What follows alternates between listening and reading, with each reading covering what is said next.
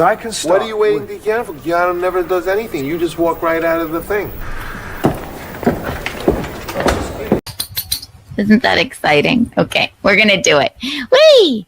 1, 2, and bing, bing, bing, bing, bing, bing, bing, bing, bing, bing. This young woman was doing a podcast when shots rang out. Going live, where you can tune in anytime. She's so silly and she's sassy. She's so untoward. She's impossible to ignore. Right. Kiki doesn't give a fuck. It's a party in the stream. Going bang, bang, Okay. bang, bang, bang, bang, bang, bang, bang, bang, bang, bang, bang, bang, bang, bang. Keanu lives on the rise, Or else it would be, where you can watch her all the time. She's so silly and she's sassy. She's so untoward. She's impossible to ignore. Kiki doesn't give a fuck. It's a party in the stream. Going bang, bang, bang, bang, bang, bang, bang, bang, bang, bang, bang, bang, bang, bang, bang. Going bang, bang, bang, bang, bang, bang, bang, bang, bang, bang, bang, bang, bang, bang, bang. Can't get enough. We can't, Michaeline. Look. Just waiting for this vodka to kick in.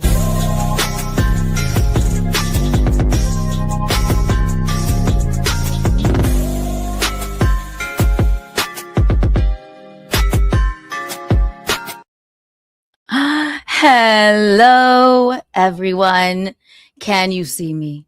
Can you hear me? Can you feel me? It's me, Kiki. Before you say I'm late for KeaNOON, I'm not. I started the beach running moment promptly at 12:05. What do you expect here? You know what's doing, right? Also, welcome to KeaNOON Wednesdays. KeaNOON has been so much fun. We're having a party every time, Mondays and Thursdays. I thought I'd add a Wednesday. You're welcome. We have so much to discuss. Oh my gosh, so much to discuss. Obviously, we're going to do an architectural digest. Michaeline and I didn't get to one last night. I think we're going to do Michael Imperioli. I've been entered, unbeknownst to me, in a Dabbleverse beauty pageant. I found out what my color palette is. I don't think I have to compete. I don't think I have to be there. I don't think I have to write a speech or anything, but I'm happy to be included. And I really do need this win because I was wrongly stripped of my title as of the Dookie Award for most attractive. He took it away from me. The stuttering slob took away my earned title. So I'm happy to be nominated. We got what else do we have? Oh my God. Trump versus Kimmel versus Melania and Trump and King Charles. Charles is related to Trump and Melania is having a dinner and everything's gold and we're going to read the menu. Oh, my gosh, we have a little Nick Ricada moment. He's having a bit of a moment. Nicky baby's having a moment. He's having a little temper tantrum. He's having a temper tantrum. We were in a sexual and very romantic relationship for a long time. Spencer Pratt. We always got to check in on Pratt Daddy and much more. So, if you haven't already, grab whatever your beverage is, whatever your afternoon beverage is, a green juice, a coffee. I won't judge you if it's a White Claw. I won't judge you at all. Don't you worry. Grab a cigarette or whatever your oral fixation is and buckle the fuck in, ladies and gentlemen. All right? All right. Give me 1 second. Mayor Spencer. Do. Sorry, just something distracted me. What happened? What's going on here? There we go. Did it time out for a second? Somebody tell me. Did it? I'm so confused. Was I on this whole time? Huh. I'm looking. Looks like I am. Okay, good. All right. We're all right. Very interesting. Push-ups, thank you for the $1.99. Kiki Wednesday is on while I'm awake. Wow. What do you mean? You're always here. But you're the one that told me to add Wednesdays, right? And we are gonna double up today. I'm not necessarily always removing the Kiki and the Kiki live in the evening Wednesdays, but if I have something to talk about, we'll do a 2 a day. And tonight we have a guest. So, hi, Mommy. Hi, Michaelie. How are you? On this whole time. Okay. Sorry, I got confused. Sending Gino the link because he requested it. And Chillin, thank you for the $3 super sticker. Always good to see you here. Hi, Chillin. 1 million trillion Kiki bucks for everyone here.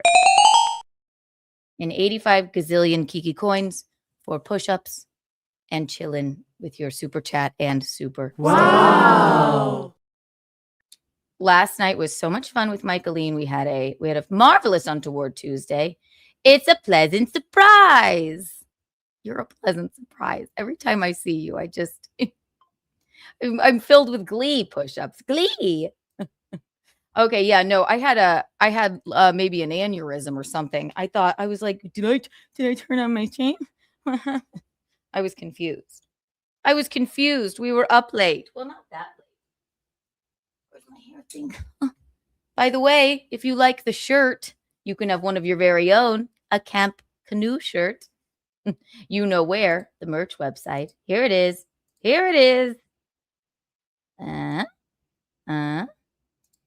Go there.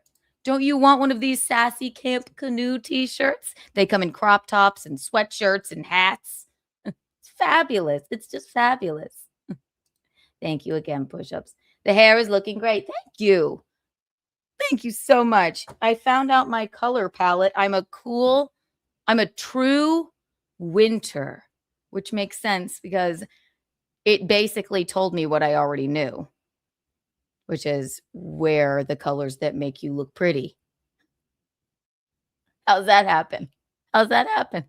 I'm in a beauty pageant and I need this win. If I need to write a speech, I will.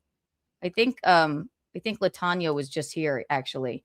They're having a beauty pageant. I missed the whole stream where they rated us all and we were nominated. No one alerted me. No one sent me flowers. No one congratulated me or anything.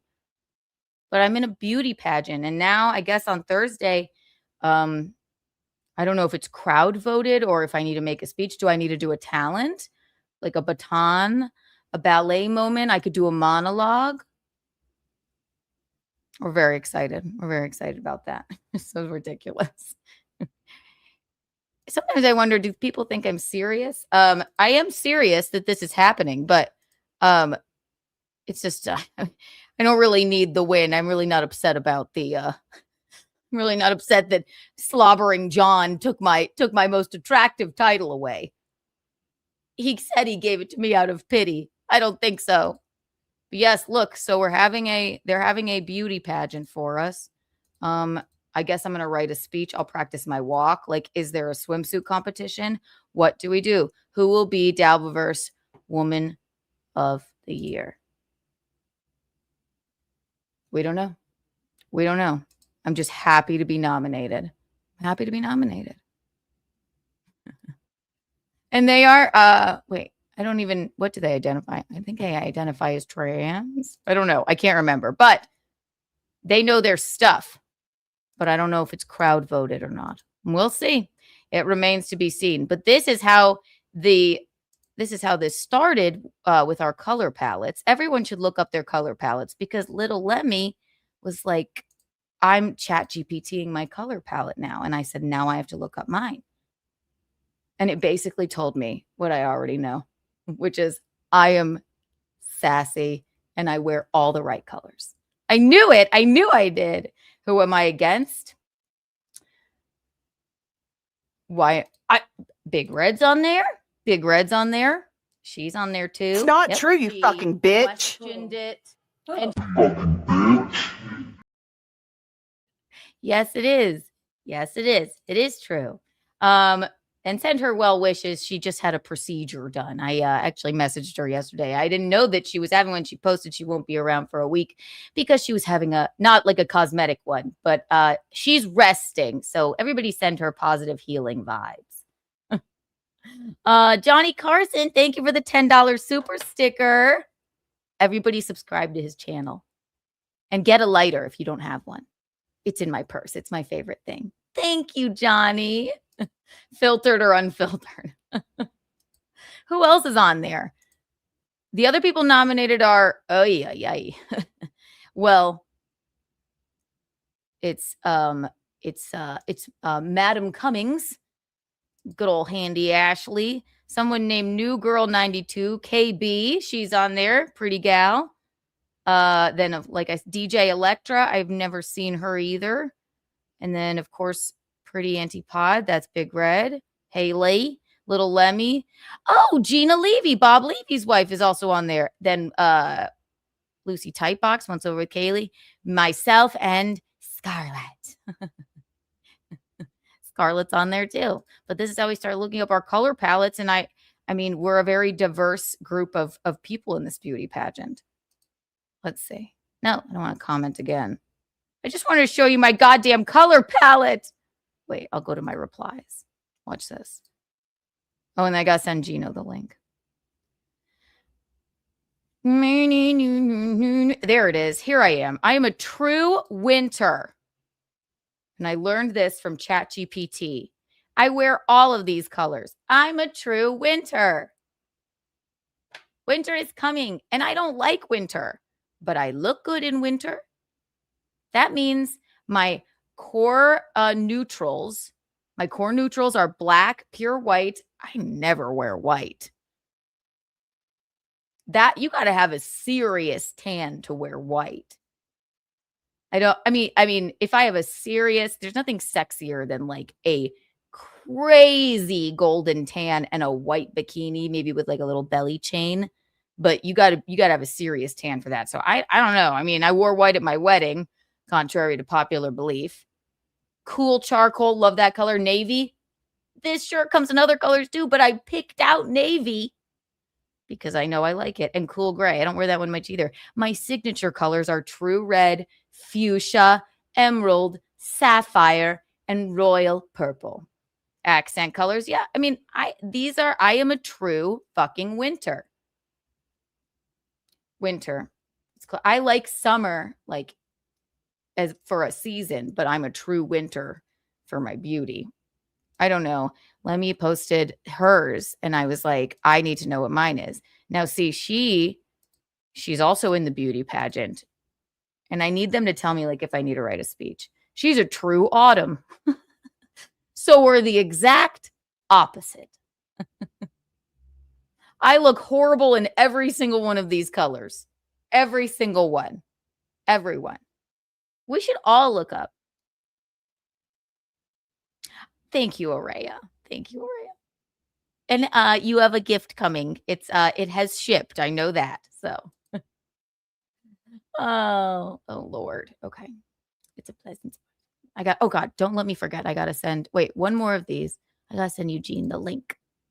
He's at the First America Warehouse doing the Kevin Downey Jr. show. He's the co-host. They do it every Tuesday and Wednesday. That's what it is. This is why I'm confused. We don't normally do. We're just starting KeaNOON Wednesdays. And then I had like a moment. I couldn't think. I was talking about Spencer Pratt for a second, and then I thought, am I still here? Is there a large frog on my head? That is a stupid quote from whatchamacallit. Joaquin Phoenix. That's why we were confused.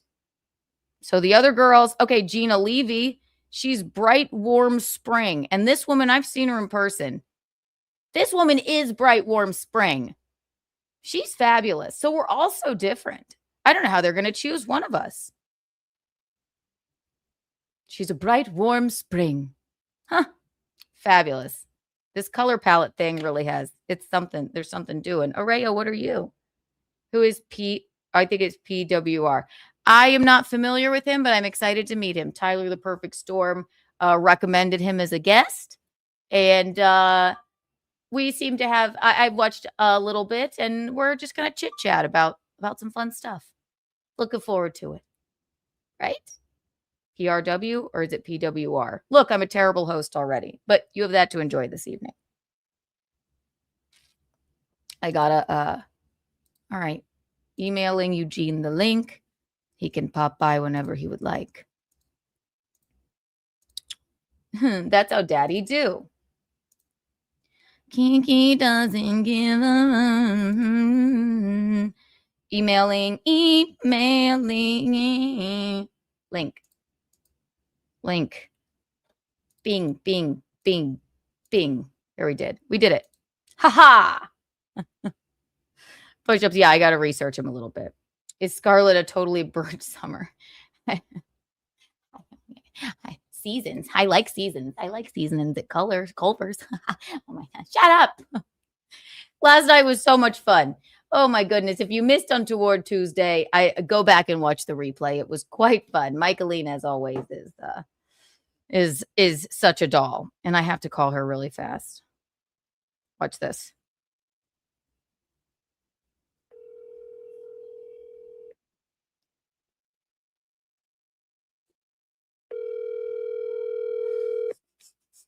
Hi, Keanu. Hi, Mommy. I saw those pictures of you dancing. You're the life of the party.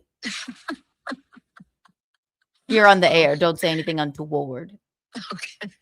Why? Don't we always say something untoward? Yes, it's kind of our brand. Yes. What pictures did you see?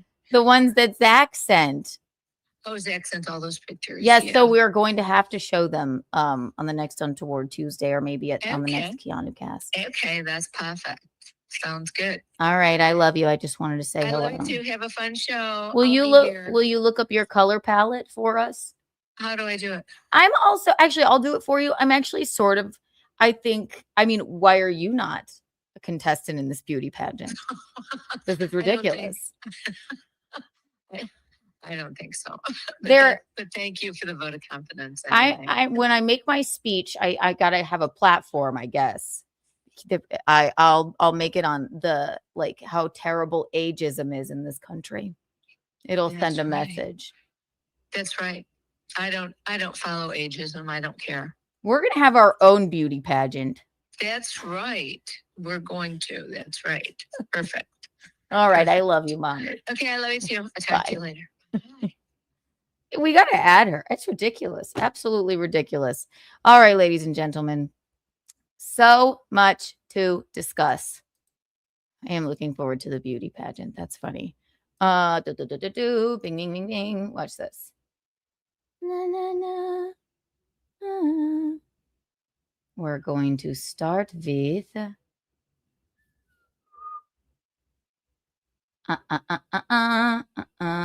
Oh, Lisa Kudrow. Kris Jenner is very upset that her facelift is flipping. Okay. This one's fun. So, how ABC is handling Jimmy Kimmel backlash over Melania Trump widow joke. If you've been living under a rock and you didn't see the Jimmy Kimmel, since Gino's not here, I can speak his name in this house. If I say Jimmy Kimmel around Gino, you know Eugene. Here he is.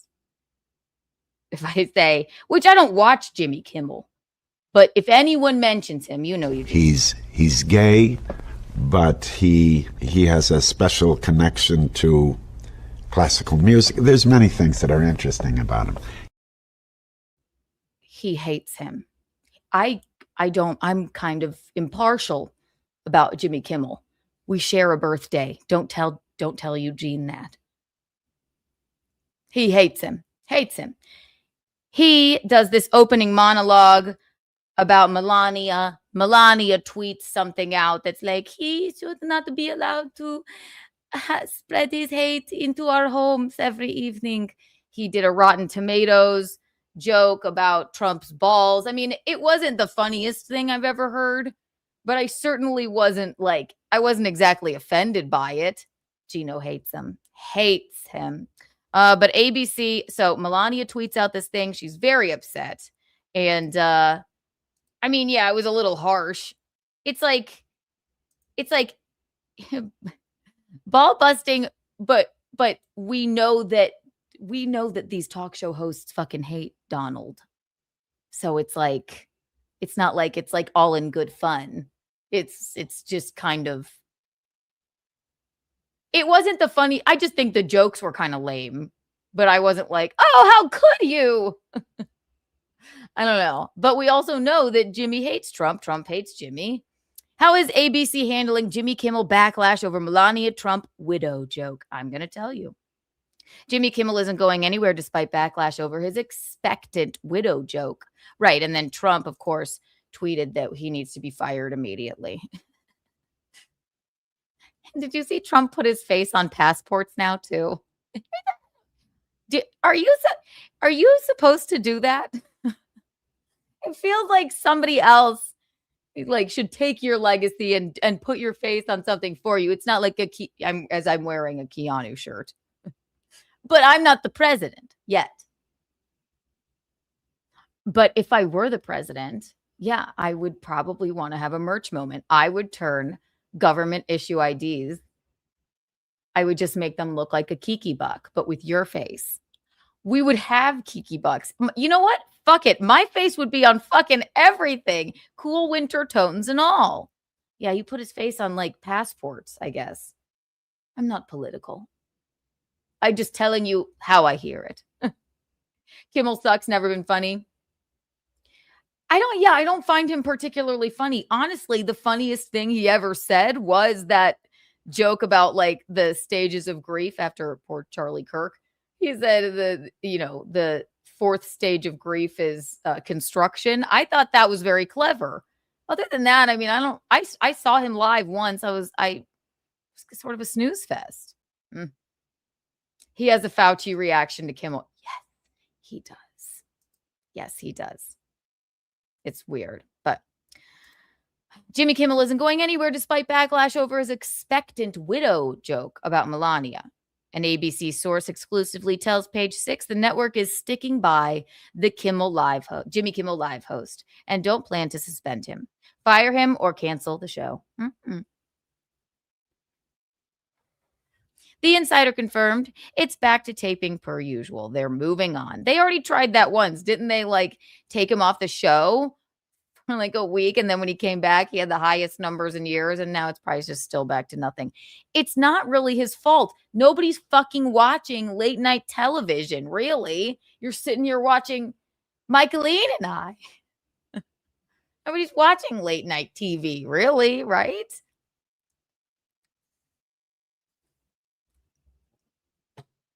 Honestly, it's kind of like you might go back and watch a clip.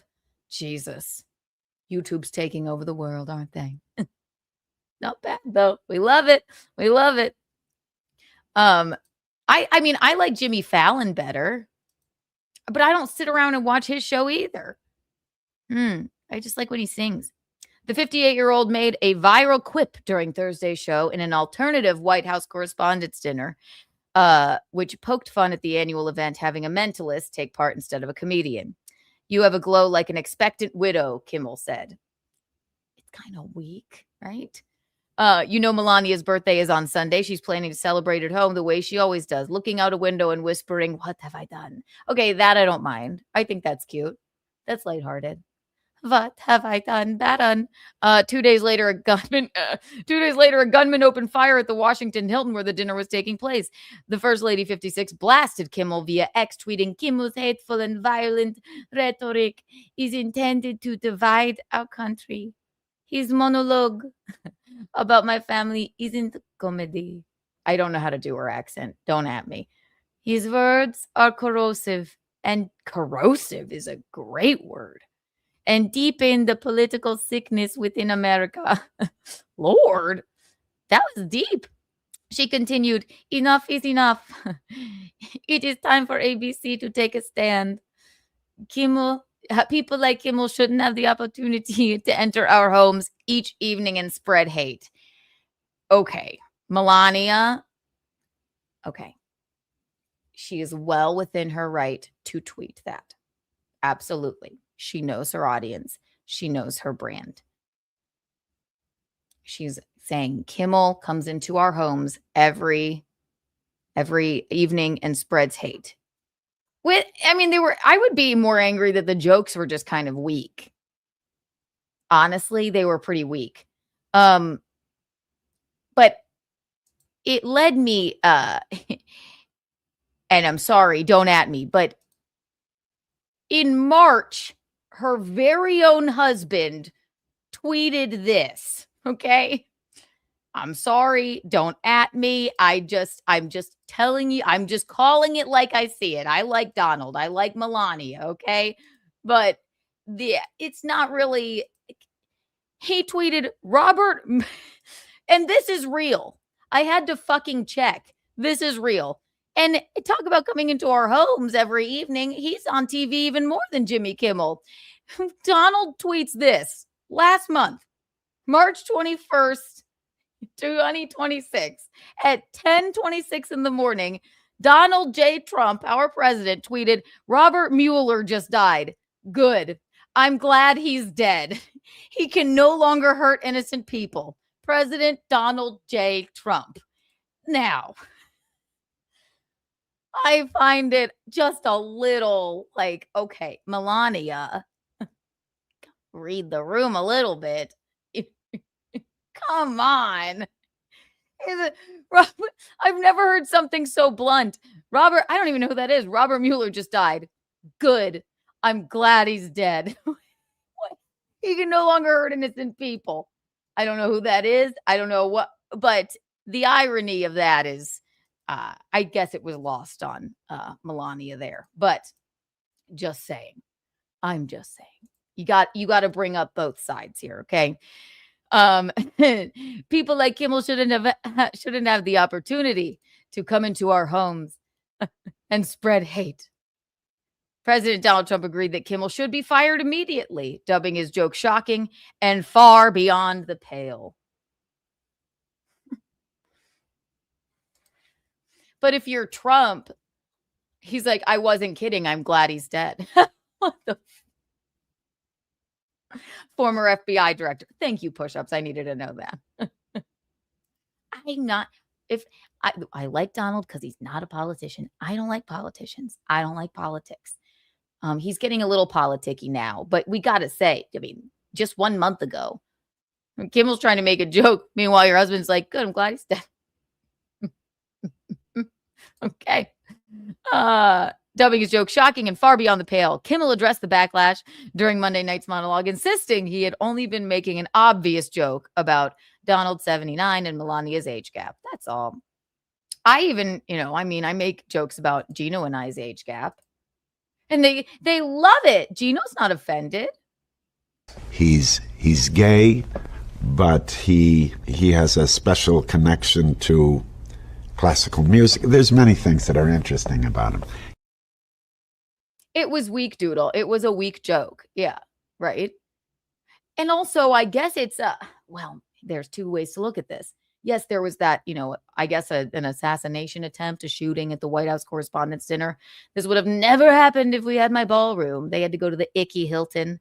That's, I think he actually tweeted that.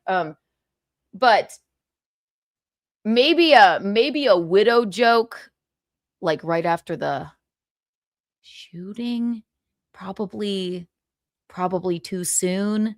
But Trump acts shockingly cavalier about it. He was in a press conference and he was like, why do you think this keeps happening to you? He's like, and it was the most PR response I've ever fucking heard. He was like, I've studied assassinations. I've studied them. I know everything there is to know about assassinations. And it's always very impactful people. And because I'm so impactful, I mean, in so many words is what he said. I'm like, that is a way to reframe it if I've ever heard one. My God. Crazy. Mueller did a decent job reforming the FBI after 9/11. Well, Trumpy's glad he's dead. Donald.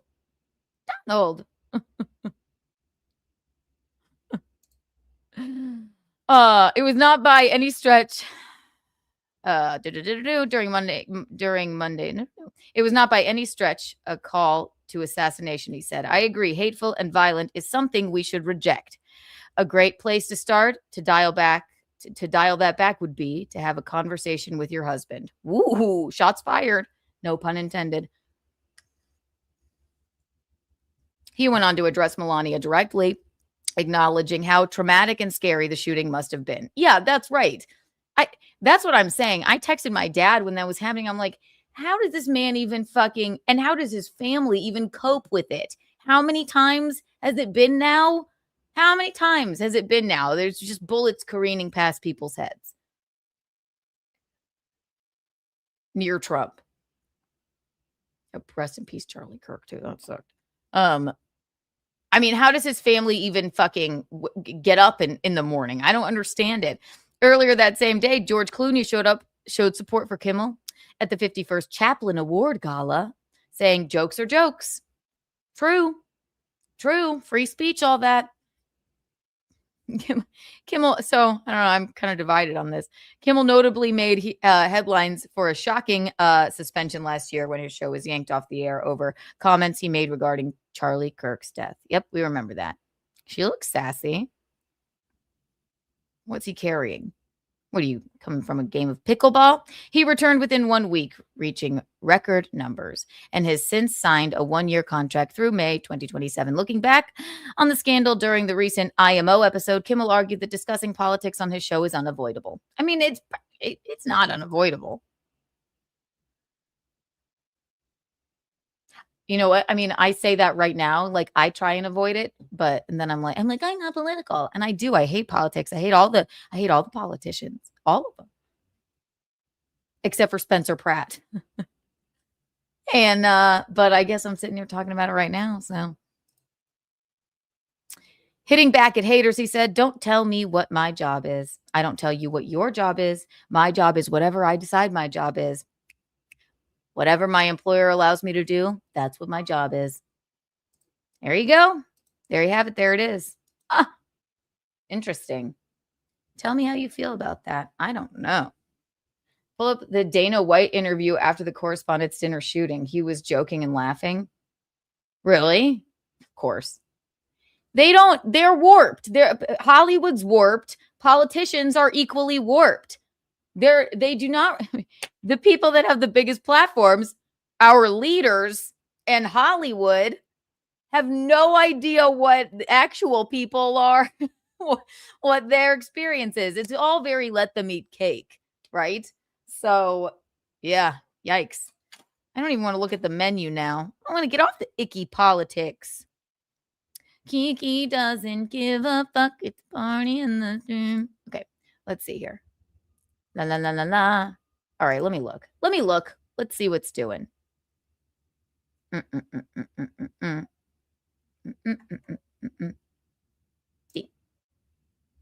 Ding. Nope. Go away.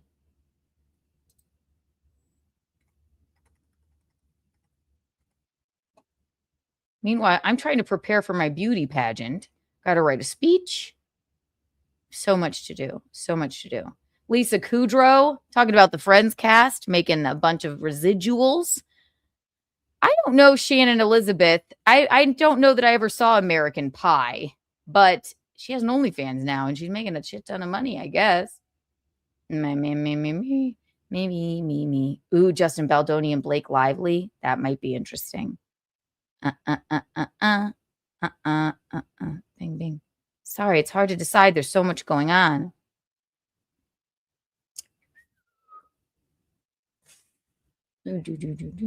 Kris Jenner. Okay, Kris Jenner's really upset about her facelift.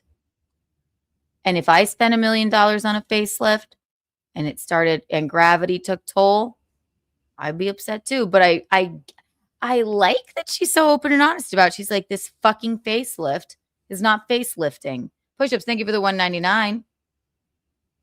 They should hire you as a bodyguard. You're better at. I am a good bodyguard. When pepper spray mace went into the air at Chrissy's, I was on Chrissy's show at, God, where was it? Where the hell were we? The Comedy Dojo. Afterwards, somebody sprayed a pepper mace into the air, and I knew it. I knew it immediately. And Chrissy was like, 8 months pregnant at the time. I'm like, everybody, get out, out. I recognized it because I was at a gay club on New Year's Eve.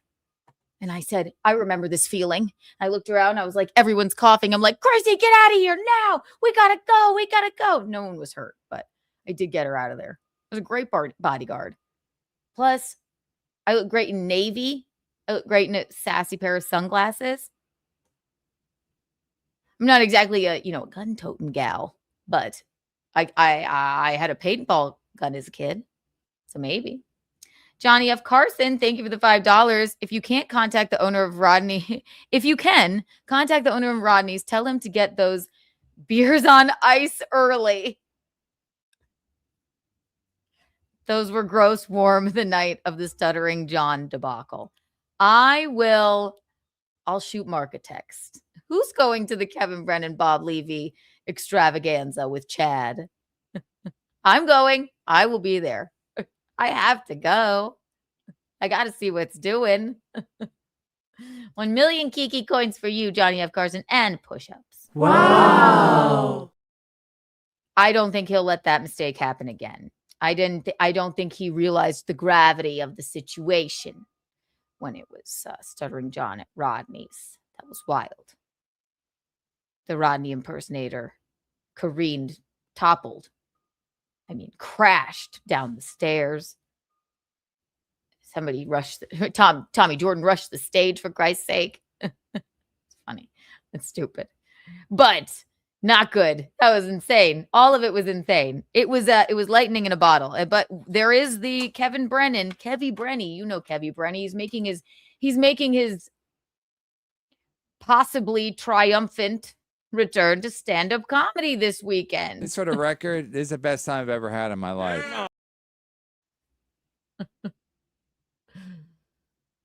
And I gotta go. I gotta go see what's doing. Him, this guy, he's flying in from Florida, or maybe not. All those girls I had sex with, it was so gross. And Robert Levy. I don't know. We don't know what will happen. Probably nothing. Compared to the first Rodney show, might be a snooze fest. But we gotta go see what's doing. We gotta see what's doing. Let's see. And who else? Barry Ribs. Oh, and Ray DeVito. Oh my gosh. Just such a Ray DeVito. The bedsheet ruffling, angry, anti-comedy comedian Ray DeVito. I'm just teasing. He's an odd bird, isn't he? Kevin can still be funny. Chad's a complete coattail riding hack. The reason I mean, what do you think the over-under is on Chad showing up? I was at, God, it's like how many years ago? I had boned Gino a time or two, but we weren't even together yet. I was at the Kevin Brennan roast where Chad was shaking. And I don't think Chad's great under pressure. And it's understandable with the Dabble crowd. I get that. But I don't know. It'll be funny. It'll be interesting. I wonder if he shows up. But the roast of Kevin Brennan, I mean, the poor guy. He was. And meanwhile, Gino just throwing papers everywhere. I'm sorry. He went to the Albert Breer School of Confidence. Gino was confident. That's why he's always walking around naked. He doesn't fucking let me gush about my husband for a second. I've never seen a more confident man. He truly doesn't give a fuck. He has not a nervous bone in his body, which is very admirable. That's why he's so likable. That's so funny. Redemption? Do we need a redemption moment? I don't know. But I don't know if Chad's going to show up. I guess Ray's going to be there. And Barry Ribs. When was I think Barry Ribs was at the Rodney show. I think we said hello. He's funny. He's also a very confident man. He doesn't give a fuck. Chad, I think gets a little skittish. We'll see. Hi, Chris Thompson. Hi, Hi, Zoom cool. Doodle is here. Push-ups here. So yeah, I gotta go. Right down. Gotta go. I will, but yes, what brought that up? Johnny F. Carson. I will no, I'm not actually gonna shoot Mark a text and say, please have the beers chilling, Mark. That's offensive. But I'm sure he will know because he has heard the complaint from the last time. So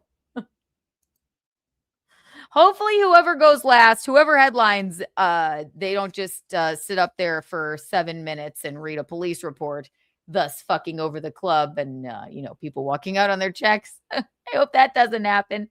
That would be bad. Hi, Ice Dancer. How you doing, love? I told people to send me pictures of their rooms. That sounds so weird, but we love an architectural digest moment. And Ice Dancer, we were talking about it, and there's like a show. They look at people's rooms. I'll look at y'all's living rooms, kitchens, bedrooms. We'll see if it has sconces. We'll see if you have a soaking tub. I will rate them. Keanu C. Thompson, send me a picture of your bedroom. And or whatever room in your house you want. And I will rate it. Not rate it. I will pick it apart. Limb from limb. Sconce from sconce. Dust ruffle from dust ruffle. Right? Here we go.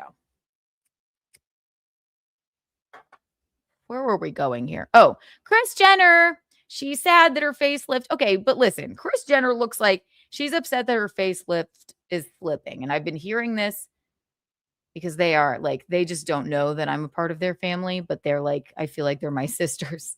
Even Kris, even Caitlyn. She had this magnificent fucking facelift. I think she's exactly my mom's age, right? I think she's 70. She looks about fucking 45, which is 2 years older than Kim. It was marvelous. It was of the gods. And when when your daughter's a billionaire and you're close to it, 2 of your daughters are billionaires. Your other daughter is the highest paid supermodel in the fucking world and the poorest Kardashian. What does that say? Crazy wealth. They have so many soaking tubs, I'm sure. Copper, teak, it's crazy. But no sconces. When you get this facelift and you look fabulous, and then all of a sudden it's just drooping down, she's rightfully upset. Probably was $1 million facelift. Let's find out. And I haven't noticed it drooping down, but I do like how she's so honest about it. We're over the days of people hiding what they're gatekeeping their cosmetic procedures. We're not doing that anymore. If the Botox is Botoxing and somebody asks you, go, yeah, that's how I look so youthful. And I can't wait. I'm going to South Carolina, I think in June. I cannot wait to visit my dentist / Botox lady. I can't wait. Do you want to be able to emote, or do you want your forehead frozen like mine? And I will say, I'd like to emote a little, please. Thank you. Kris Jenner rips into flat out lie. This is what I've been saying. See, Keanu, read the headline and process it. Kris Jenner rips into flat out lie. She's furious over $100,000 facelift flipping.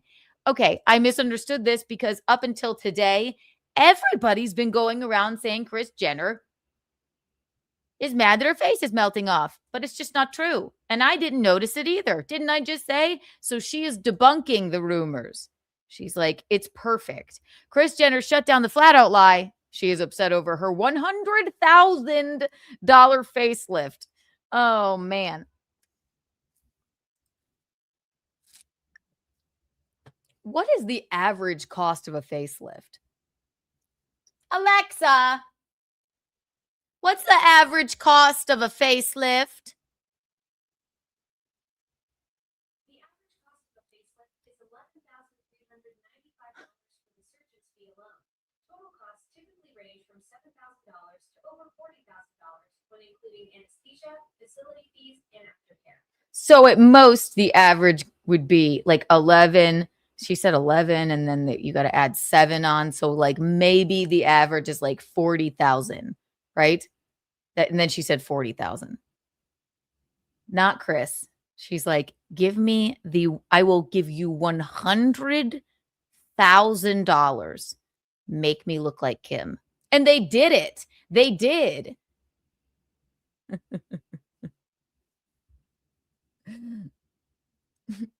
Of course you can. Why not? Oh, that's no.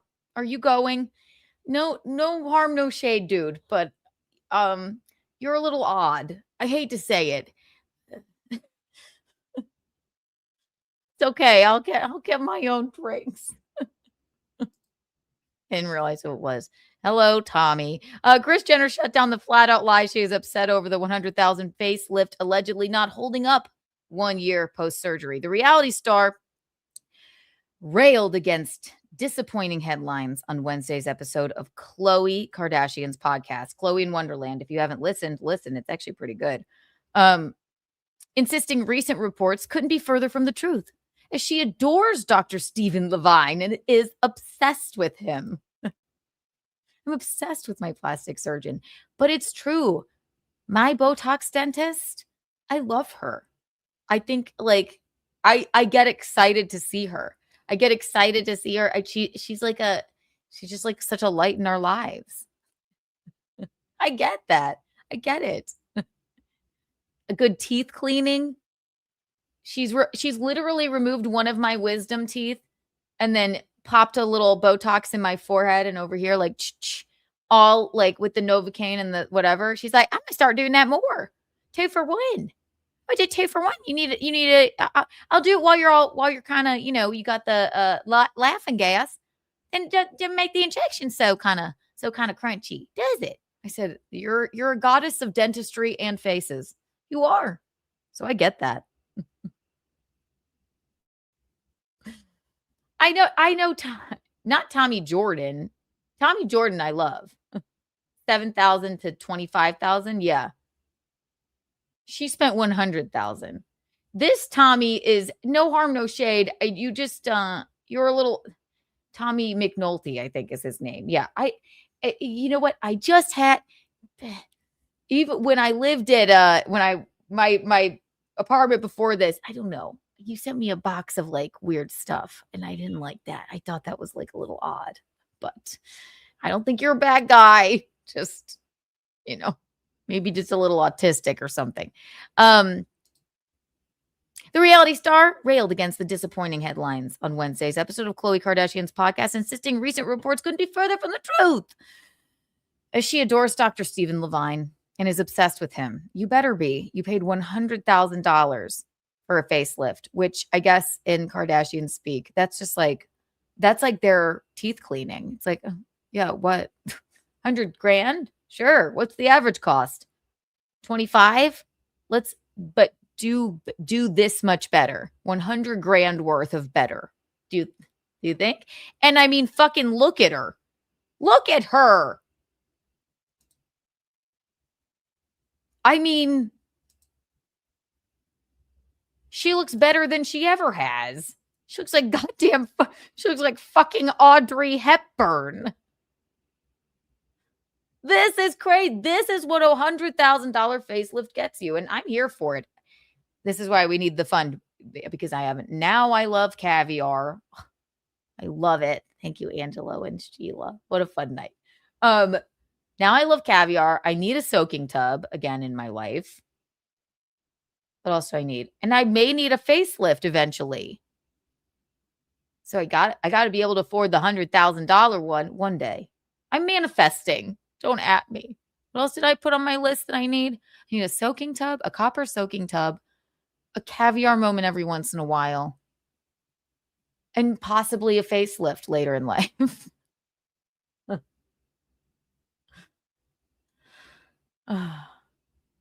Okay, yeah, he is, right? I don't want to bug him. He's here. It's fine. It's just like he's a little odd. Sent me some weird shit. I don't know. And I didn't like that. It creeped me out. But that's okay. So no drink, but just keep your distance. It's all right. You can say hi. No, look at her. I thought that was Kendall. I thought that was the highest paid supermodel in the world. No, turns out it's her mother. It's a great dress. And obviously they're all microdosing Ozempic. I mean, let's get real with ourselves. Actually, Chloe denies it vehemently. The others haven't. And it's not anyone's business. I believe Chloe isn't, because that girl has worked fucking hard for the bod she has now. My God. My God.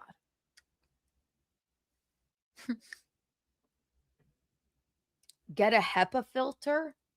Game changer? What's that? What is that? HEPA filter? What is that? I'm scared to look it up. Alexa, what's a HEPA filter?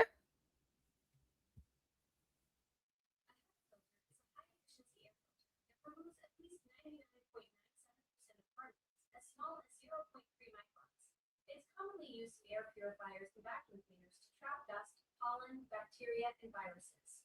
What? Oh, okay. It's an air purifier. Oh, you're just saying that. Yeah.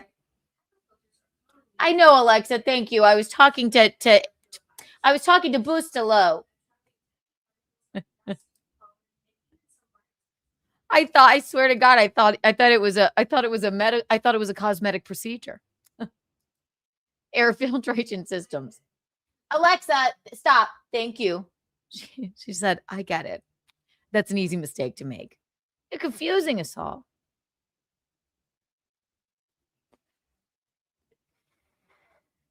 See, yeah, now you're out of here, buddy. Okay. We're gonna just take care. Take care of yourself, all right? Please don't send me weird things. I don't like it. But yeah, all right. So they caught her getting out of her car, zero makeup on. And they're like, she's got to be so pissed that her $100,000 facelift is slipping. Manifest my facelift so I can look like you. Yes, that's what I need. Okay, so we need funds for caviar, a copper soaking tub, my facelift, and Michaeline's facelift. I don't think that's too much to ask. You don't need it, Michaeline. You're an icon. You're an icon. He's young. He's fun. He's fabulous.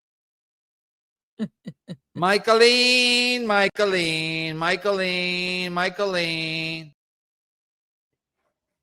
She's at the Met.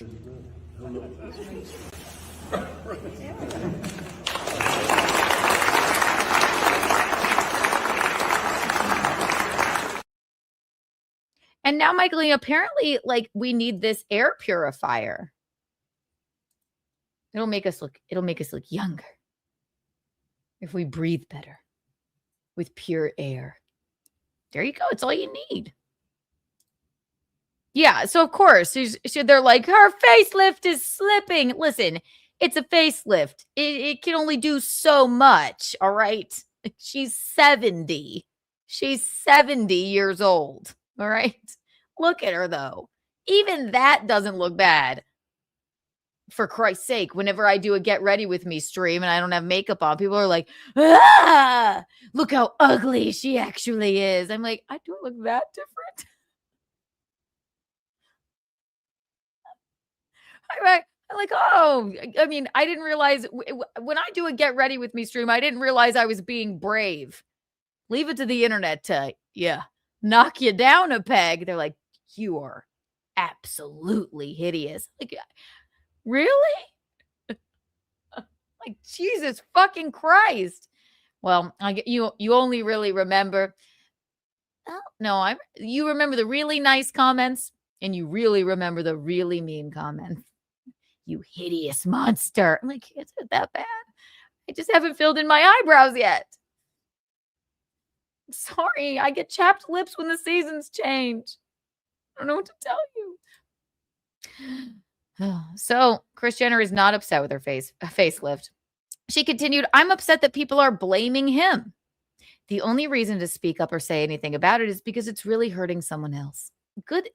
Such a PR answer, Chris. Ooh.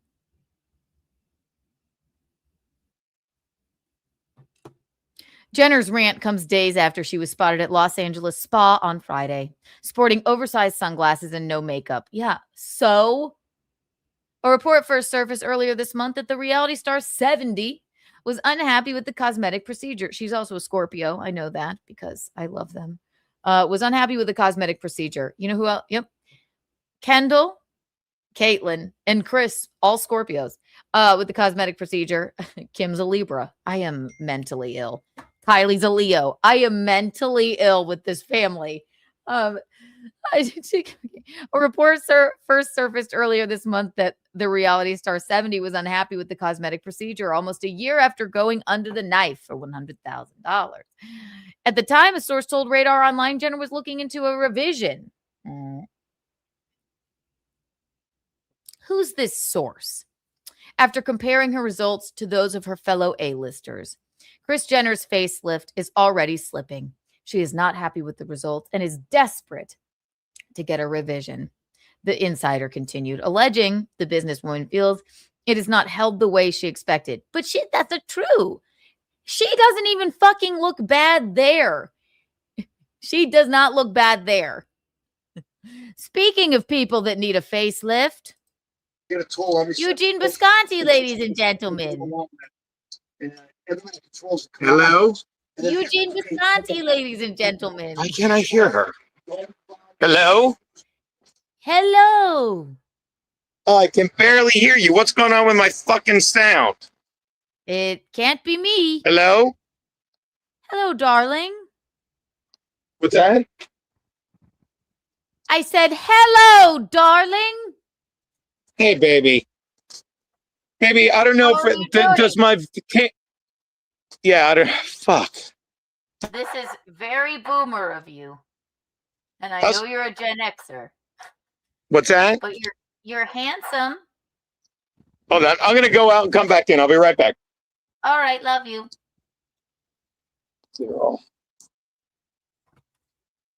And scene. He's at the First America warehouse. He must have just gotten done with his show with Kevin Downey Jr., who wanted the link to pop in to say hello. But he's having technical difficulties. His facelift is slipping. It's not. He didn't have one. But I'm sorry. She doesn't even fucking look bad here. What insider told them she's very upset with her $100,000 facelift? It's not holding up. She looks fabulous, even there. Push-ups. Thank you for the one. What are you saying? Gino, you need to yell louder. Hang on, let me get this one out of here. And we'll get this one in here. Oh. Hello, Okay. Eugene. Did you Now say I can go? hear you. Well, I meant now I can hear you fine. By the way, do I look weird? Is the camera fucked up a little? Do I look like I have a large frog on my head? No, but when I threw my phone at the end of the show, I shattered my screen that covers the thing. I get a lot of it there. You did? Yeah, but this is a $150 ship phone. I like Salem notes. Yeah, that's why I work. You shattered the screen? Why'd you throw your phone? We were making close. We were talking about the dead bitch from YouTube. Please don't. Well, we already did. That was. I mean, that was when it happened. What does that say? Look. I'm just going to show you what's going on here. The men we're having cigars in the place. Hold on. Hold on. Change the camera. Look at this. All right. Look at the boys, baby. How fun. Hello, boys. My wife's streaming on YouTube. That's Joe the Box. That's the man. I know. I love them. All right, everyone's getting chatty here, babe. Yeah. Oh yeah, look, it's. Hold on. I'll switch you around. Hold on. Joe wants to say hi, Keanu. Keanu, how are you? Hi, how are you? Are you having fun? I have a big problem. I always have fun. It really makes my wife so mad. You do. You guys are always having. You seem like you're always having a killer time. Yeah, so when are over you there. going to come out? and I see us? absolutely have to come out post haste. Yes, I know, and I've been there. You gave me the whole Check it out next tour and Tuesday. everything. It's very right. American and patriotic. Maybe I'll take her out for the July. What are we doing July 4th? I'll drag her out for the Loftus show, but you'll see her before then. Yeah, that's what I'm saying before then. No, Anyway, I we're got hanging I out got with to the make boys it. having cigars at the warehouse, babe. I'll bug you later. All right, don't throw your phone again. Yeah. Why the fuck not? Love you. Late. He said, "Okay, go." It's looking through a prism. Quick, Kiki throws in gate. No. Media is just making up shit about Chris. They are. Like, these reliable sources are ridiculous. They're ridiculous. Poor Chris. She had to debunk the rumors. And I'm telling you right now, even here, she looks fabulous. And that's with zero makeup on. Don't do a get ready with me, Chris. People will revolt. Actually, it's divided. People like the get ready with me's, or they're like, you are so ugly, we can't stand it. I don't wear that much makeup. I'm not like a makeup, like, I'm not Alex Earl. I mean, I hardly know what I'm doing. I'm a cool winter. For Christ's sake, I've been nominated for a beauty pageant. I need a facelift. Now, tell me that, okay, she looks like one of the fucking sisters, all right? This is ridiculous to even assume that she's upset with her facelift. She's 70. She's 70. She always has wanted to be one of the sisters. Yo, do you think it looks like Yoko Ono? No. I love her. The devil works hard, but Kris Jenner works harder. The source also claimed that Jenner is mad as hell that Denise Richards and Lori Loughlin both look so good, and she feels like her looks are already fading in comparison. Alexa, how old is Denise Richards?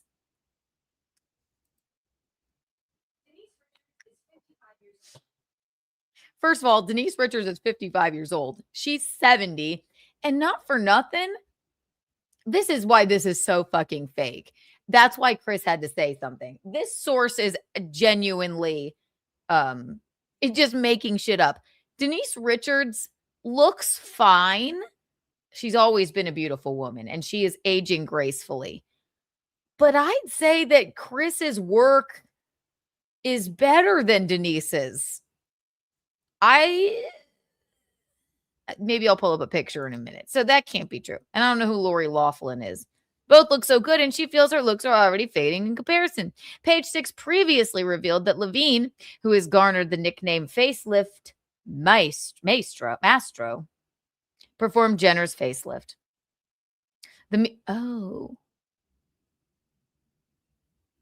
The media mogul first showed off her surgery results in May 2025 and set the internet ablaze as fans mistook her for her daughter, Kim Kardashian, while in Paris. And that is the goal. Goal achieved. Aunt Becky? Thank you, Aurea. Aunt Becky does look good. She always has. Well, look at her. She's beautiful. Thank you. Full House. What's the theme song on that? Everywhere you look, is that Full House? Everywhere you look, there's a place. Yeah, that's it, isn't it?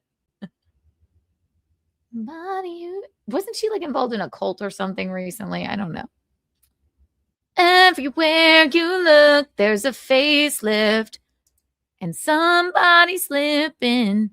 Full House and the Olsen twins. Kim then gave her mom a shout out, posting a snap of her hairstylist Chris Appleton wearing a t-shirt that read, "I'll have what Kris Jenner is having."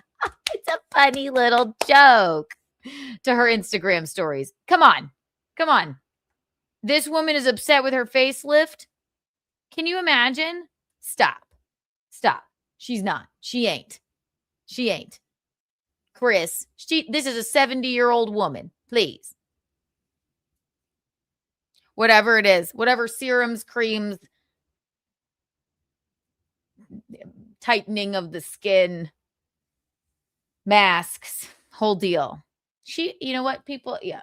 I mean, devil works hard, Kris Jenner works harder. This is what a $100,000 facelift gets you. Push-ups, thank you for the $4.99. Denise Richards in Starship Troopers was my second childhood crush. First was the Pink Ranger, the Pink Power Ranger. I remember that. Kind of.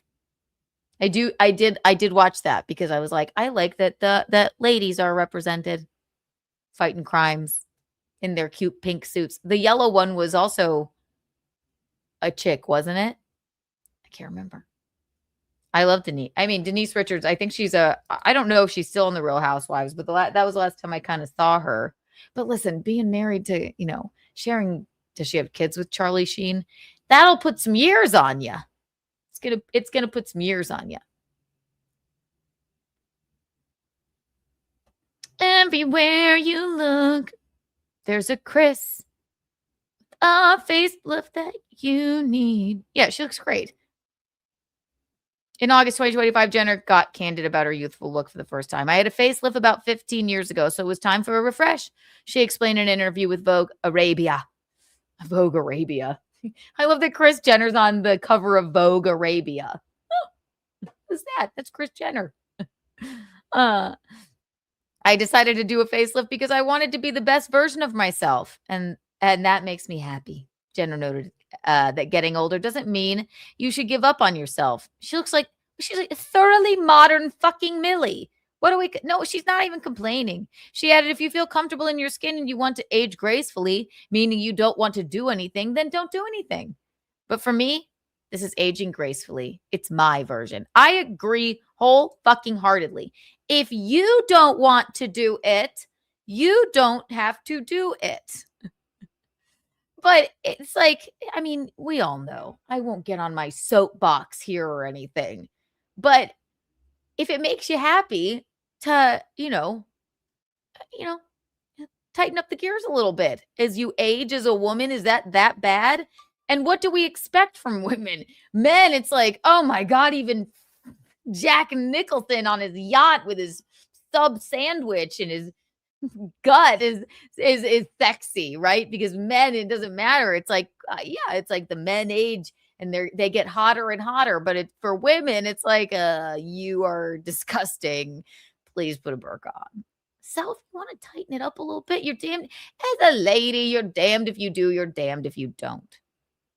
And I love women aging gracefully, but I also love that Nicole Kidman still looks 25. Look at Michaeline. She hasn't had a thing done. Right, Michaeline? Don't kiss my wife.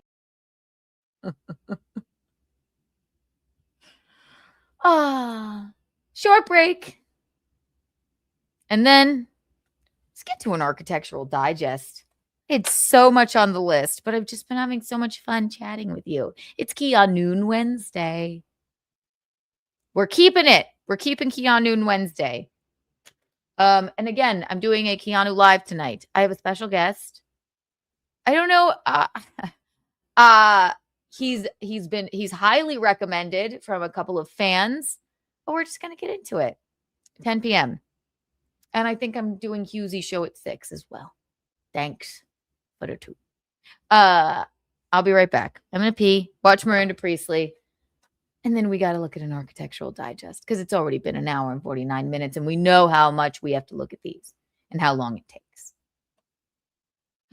Well, before that, sorry, I completely forgot. We do have to take a short clip of strip mall lawyer, deadbeat dad, baby man Rekieta. Oh, he had something to say to Kiki today. He had something to say. He is unraveled. As if he wasn't already, but it's fun. Hot off the clip presses. Watch Miranda Priestley. We'll be right back. Where are the belts for this? Why is no one ready? Here. It's a tough call. They're so different.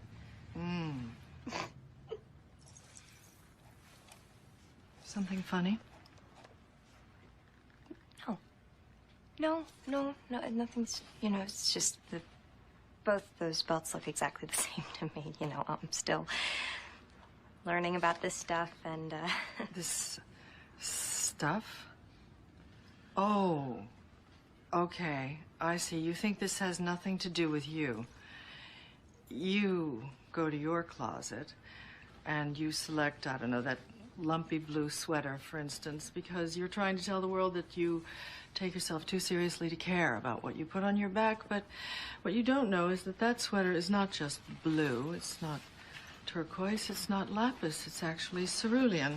And you're also blithely unaware of the fact that in 2002, Oscar de la Renta did a collection of cerulean gowns. And then I think it was Yves Saint Laurent, wasn't it, who showed cerulean military jackets? I think we need a jacket here.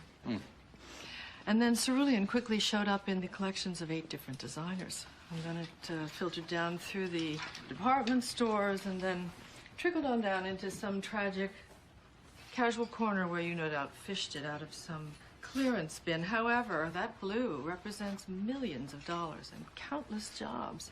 And it's sort of comical how you think that you've made a choice that exempts you from the fashion industry when in fact you're wearing a sweater that was selected for you by the people in this room from a pile of stuff.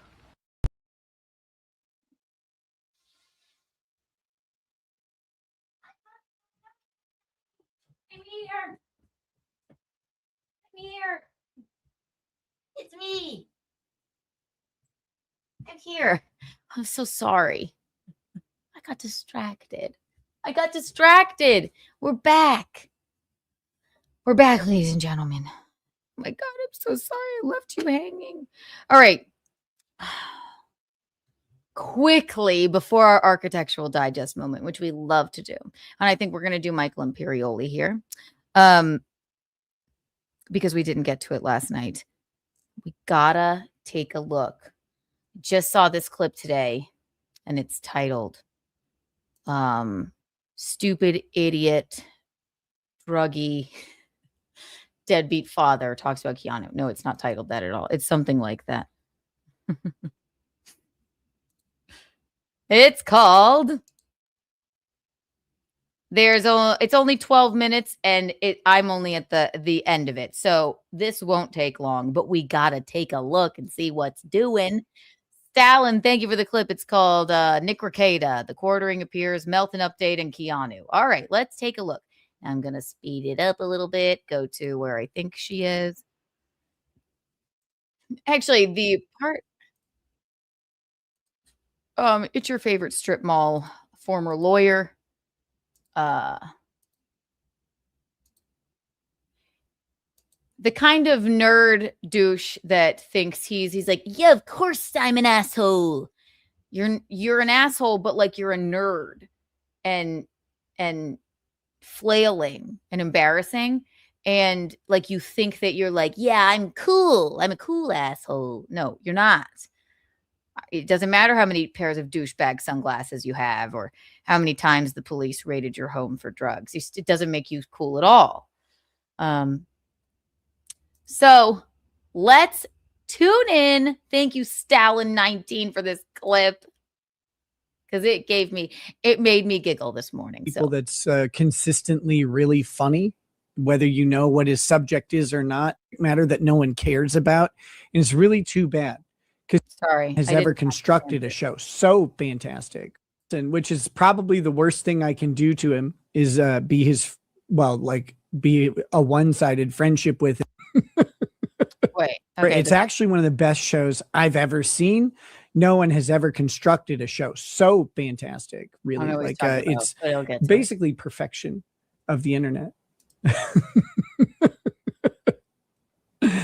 No, I like him. I like Melton, which is probably the worst thing I can do to him is be a one-sided friendship with him. There. That is the smartest thing you've ever said. Because you're friends with him, he's now dragged into a fucking court case. And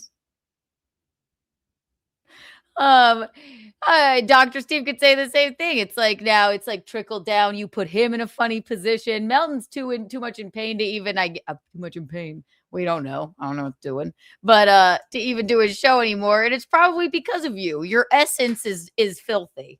That's why. And let the taint of my aura rub off on him and ruin his life. I mean, since meeting me, he's gotten into a quagmire of a lawsuit, and now he's so injured he can't even do his show.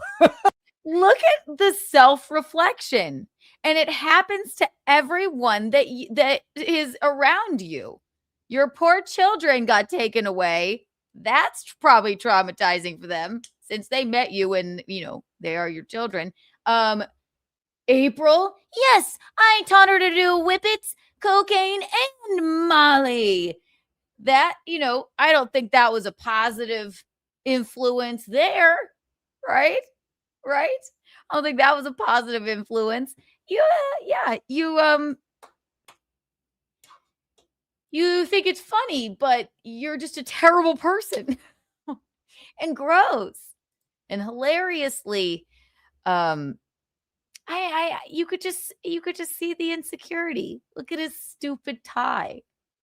He's like, I'm being quirky. You're just being a douche, a very sallow, wormy, mealy douche. He's learning what happens. He's learning what happens when you get just a little dose of my runoff. We'll say dose. Okay. Yes. All right. Okay. Lady KTX says, also, I don't miss the content. Is June. I don't know. It's we don't care about the baby. Really care, but that's kind of June. No one cares about your life. That's one thing that we do call it. Also, they just call it like addiction. Have you made enough for a golden shower?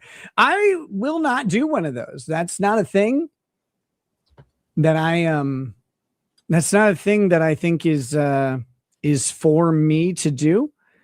But I wouldn't put it past you.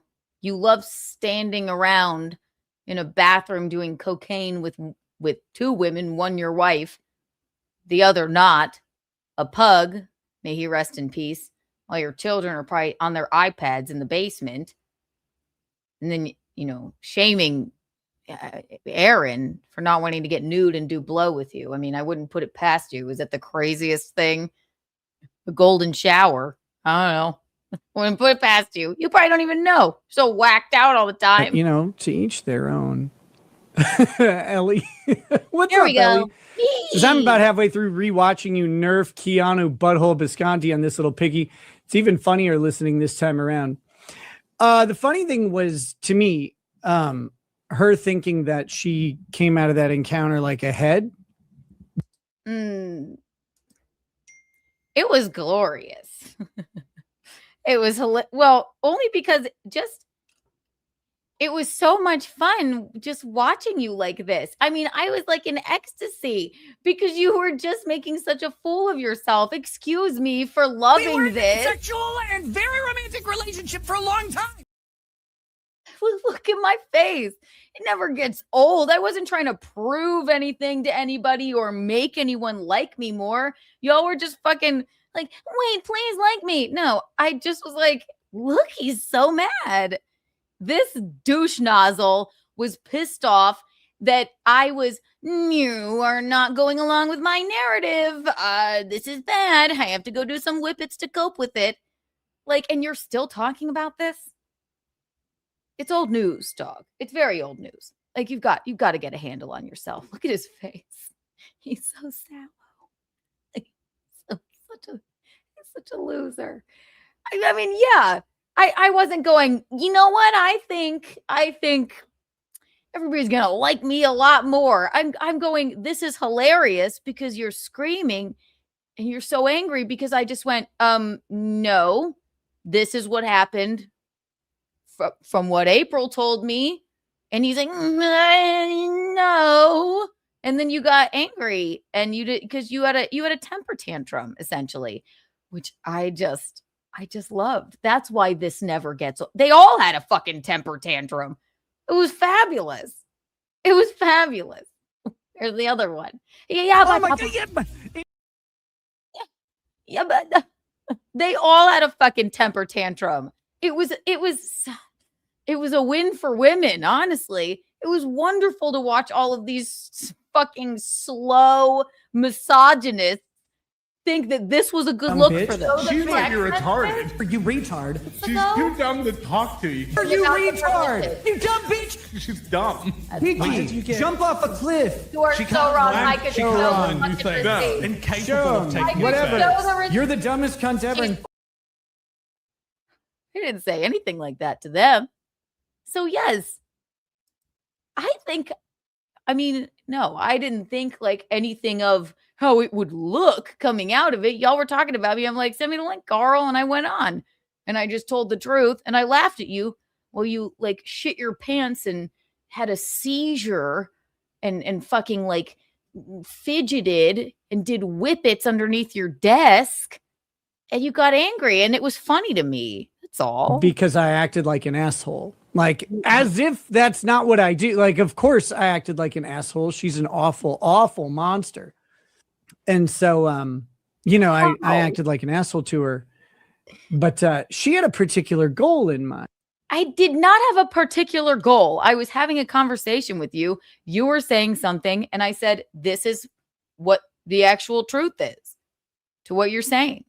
Sorry, it doesn't fit with your narrative, homie. Again, old news. Let it go. I didn't have a goal in mind. I didn't plan on going in there. I was like, oh, well, all right. And then I had to go pick up my kid after I do another whippet. Like, you were fidgeting and flailing. That's all. When she came on that show, she wanted She a had very blue specific fingers, for thing, Christ's and she sake. didn't You're get right. it. She knows she didn't get it, but she thought she was gonna like that my assholeness was gonna like bring her to some like new level. No, I don't know you. I only know what, people that you may have had carnal relations with. April. All right. Fucking tell me. And she was crying and upset that you would only let her come over when your wife would go to the grocery store. That's horrible. And it was weighing on her that you said that you were going to leave your wife for her. Like that's how you made it seem to her. So I was like, yeah, dude, like, what are you trying to do here? That's all Of something, but she's and not you also, entertained. And you blamed her for missing your drug test. Well, we wouldn't have missed our drug test today if we weren't fighting about you, which she took to heart and got upset over. And I was like, and I just said that. And he's like, no, who's the monster? Who's the monster? I haven't caught charges. I don't have 5 kids and a fucking, I like, who's the monster here? You. At all. So, it makes it kind of difficult to like carry anything forward. You have to have some attractability, some charisma, and she does not. She has okay. I'm sorry. I'm in a beauty pageant. I'm just teasing. You are void of charisma. You insufferable douche nozzle. You have 0 charisma. People used to listen to you. It was a juggernaut. They're like, oh, he's talking about this court case. You think they want to hear this? They know you're just fucking like coping and patting and like giving yourself an emotional hug. Like, I was happy that I got angry with Kiki. I was an asshole, and that's exactly how I wanted to come off. We were in a sexual and very romantic relationship for a long time. Old blue fingers, red face, fucking freaking the fuck out. That's how you wanted to come off? Because I didn't go along with your narrative that you wanted to paint? Get fucked. Oh, come on. Hi, Bob. Hi, Bob. Bob's on a plane. Oh, we miss you already. Ricotta. the charisma of a dartboard, and that's what was that? she has the charisma of a dartboard, and that's fine. No. Okay. That's kind of an odd. Do you think he has like a dartboard with my face on it? I wouldn't put it past him. I have triggered this man so deeply by just saying the truth. The charisma of a dartboard sounds kind of violent. Oh my God. Wouldn't it be? It's probably just like over to the left of the screen. To get just a dartboard. It's like, Dad, can you make us some waffles? I'm busy. It's just a picture of me like this. Like, wow. It's a Kiki coin. He has a dartboard of me. I know it. Like this. 1 million Kiki coins for everyone. Wow.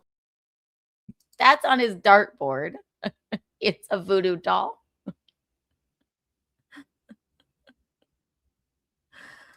The charisma of a dartboard. Like, I'd say you have the charisma of a dish rag. Like, that makes more sense. You don't have charisma.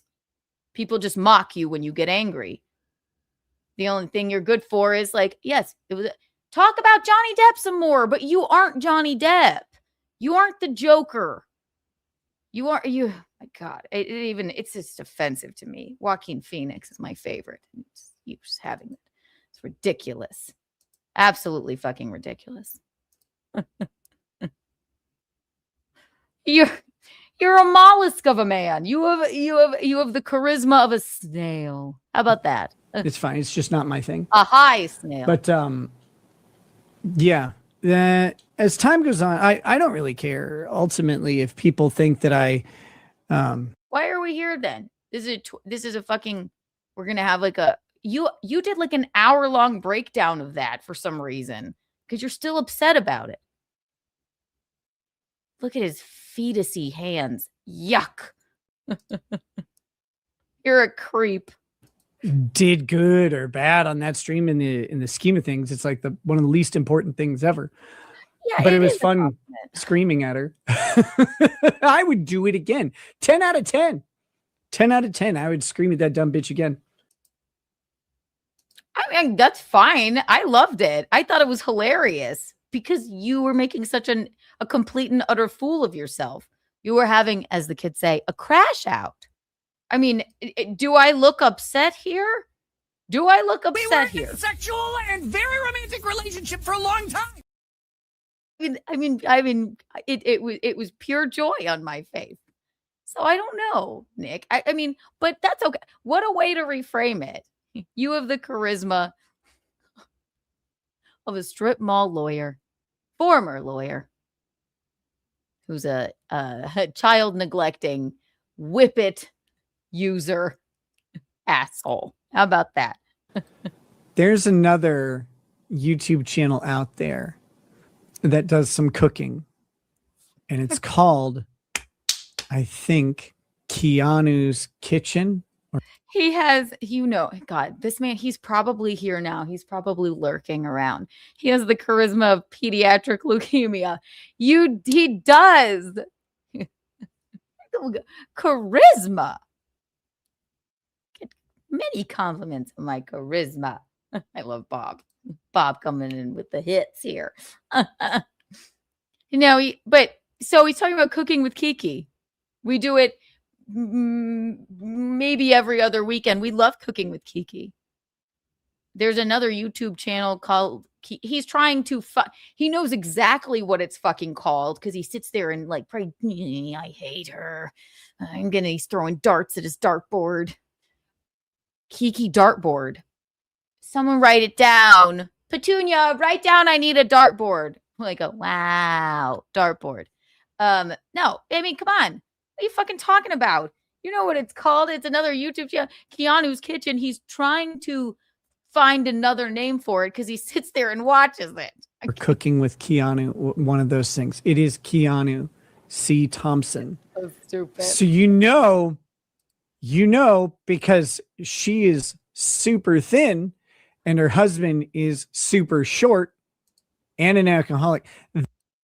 Okay, if anything, he's definitely not an alcoholic, and he's not super short. He's taller than me. He's 5'8" and confident. Where's your confidence, dish rag? It's like, you angry junkie. Shut up. He's not short. He's confident. Certainly not an alcoholic. And it's funny for you to say that because you're a fucking maybe recovering drug addict. All right? Are you kidding me?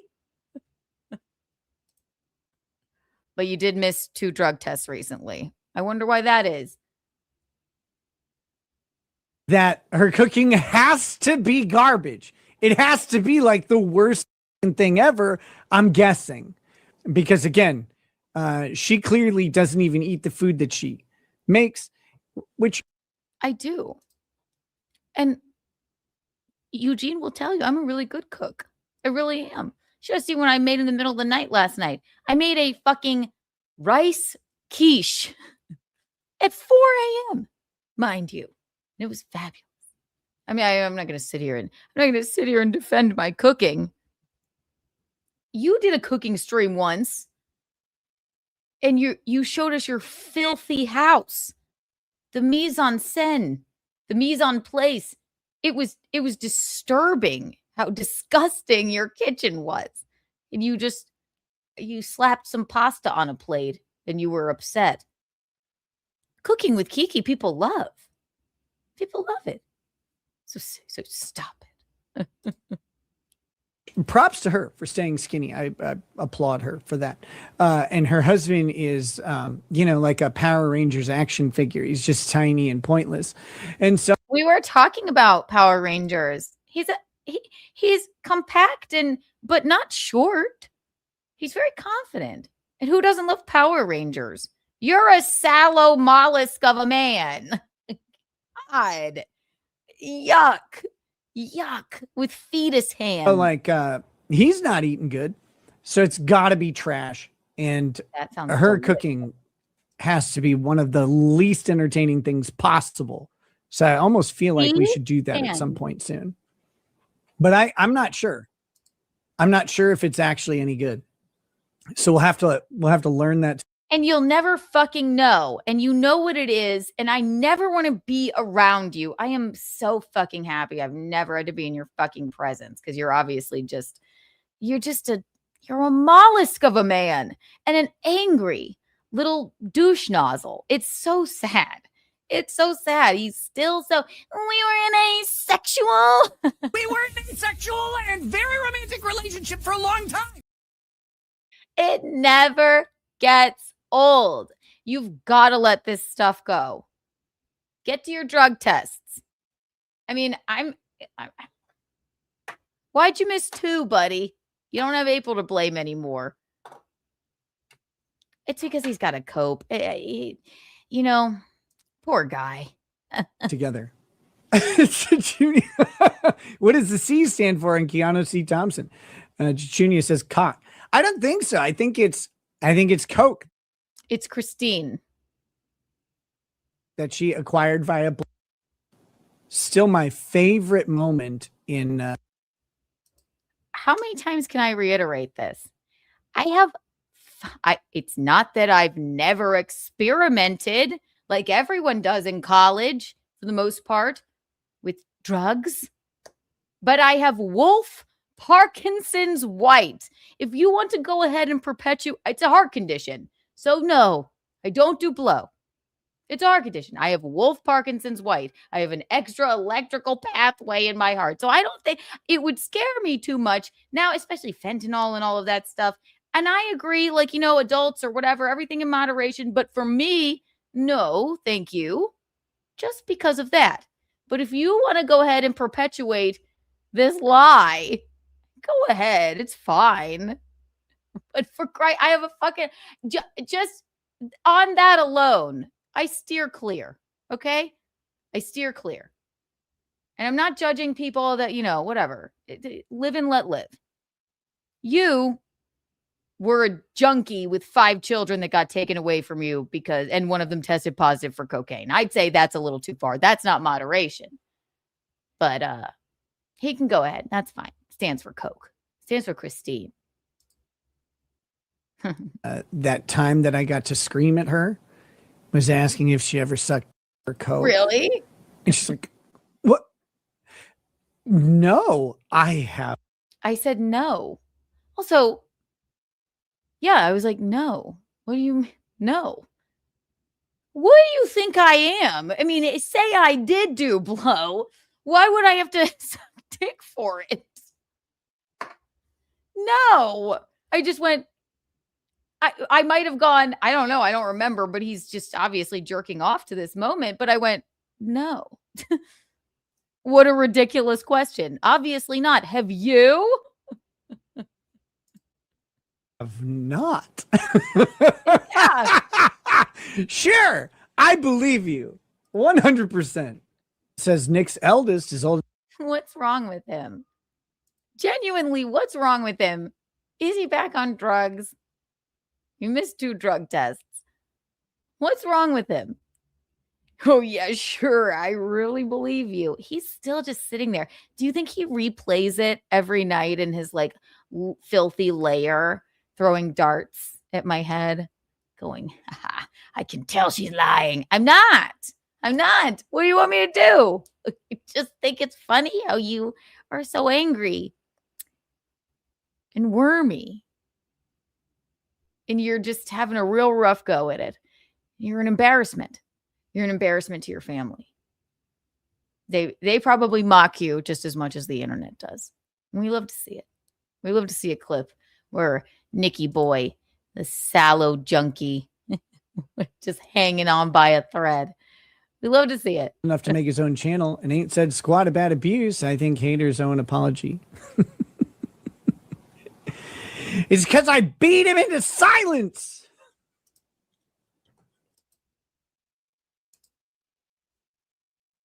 What the fuck? What the fuck was that? That's what I think I've said too. I'm like, some of his kids, right? Aren't they kind of older? They're probably just like, oh God, Dad's in his room again, throwing darts at Keanu's face and embarrassing us more. They probably want to emancipate themselves. What did he say? What's wrong with him? This is not normal. It's because I beat him into silence. What was that? What's wrong with him? What's going on? What's in your mug there, buddy? It's because I beat him into silence. Yes, make jokes about the allegations that you choke slammed your kid. That's a hilarious thing.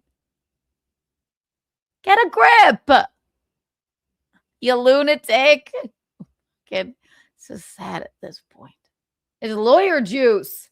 It's just some lawyer juice. It's a scissor.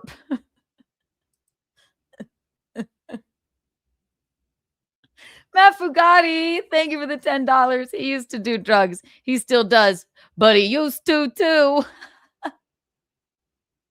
I used to do drugs. I still do, but I used to too. See? Yeah, see? 1 million Kiki coins for you, Matt Fugatti. Wow. I'm sorry, and I mean, I don't know. Obviously, I don't want to know.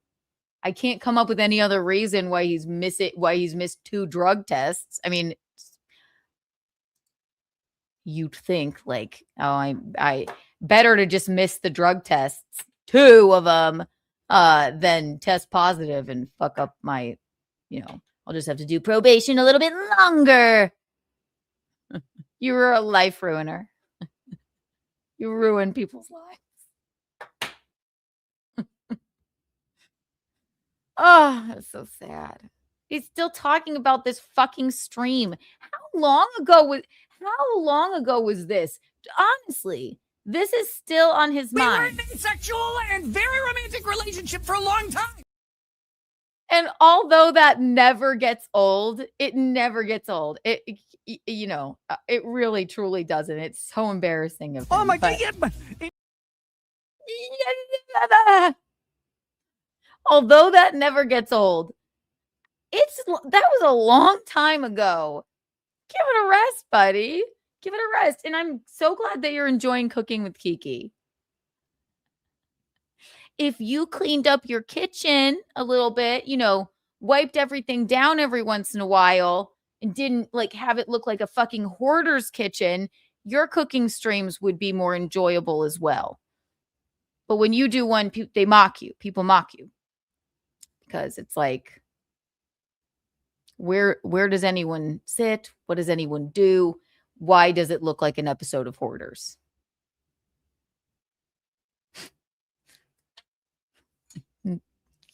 Just a word of advice. Sorry, Eugene and I have fun cooking. And I'm a fabulous cook.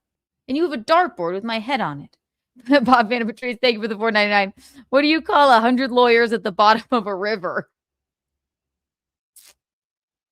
What do you call 100 lawyers at the bottom of a river? I don't know. What? A good start. A good start. There you go. Comedy, people. Stay comedy. Stay confident, people. A good start. Oh, stupid. But Bob, good start. Yeah, everyone knows the joke. I didn't know it. What about alcohol and push-ups? Feel the same way? Where's push-ups?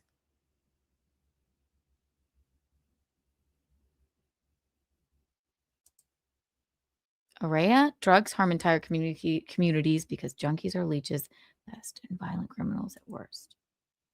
What about alcoholism push-ups? Feel the same way?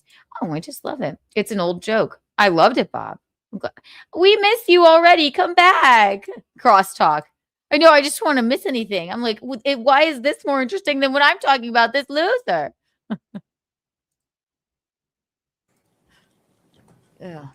It's because I beat him into silence.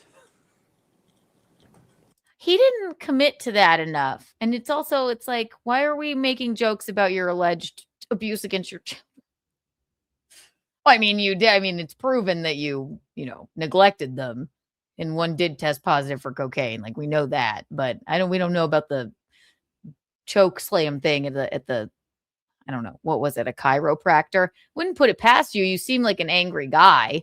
You guys are in my way.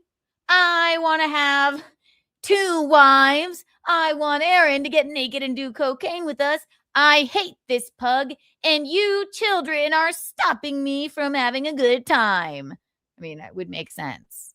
That's what I assume he's like every night. These children are stopping me from being cool. I'm a cool asshole. I reserve the right to do whippets with my children in the side house as I please. Just kidding. Dad, why are you always going to Walmart and getting some fucking, I don't even know, what do you get? Like a canister? What are all these? Don't worry about it. Go back to your quarters. There's no room. Everything's filthy. I don't care. I'm Nick Ricada, and I'm an agent of chaos. A lot of bad abuse. I think haters owe an apology. It's because I beat him into silence. It's amazing. I think I don't know. I kind of think it's funny that people think my kids weren't that's the allegation around to experience their own lives. Like once they find out, about No one thinks that. The problem is that they were around, you dildo. The problem is that you had a fucking, what did you call it? You had a polyamorous, drug-fueled relationship and you neglected your children. That's why they were taken away from you. I mean, that's very clear. No one thinks that they weren't around to experience their own lives, the shitty, traumatizing life that you provided for them. No one thinks that they weren't around to experience it. I'm just excited for their podcasts to start. That's all. My dad's an asshole. He's embarrassed us every day of our lives. We didn't know why any of this had to happen to us, and we can't wait to never speak to him again. That's what I would assume they would say. I don't know. Stuff. It's like they were there. What do you think happened? Like, yeah, they were there. That's even worse. They were there. They were there. You were driving them around fucking high.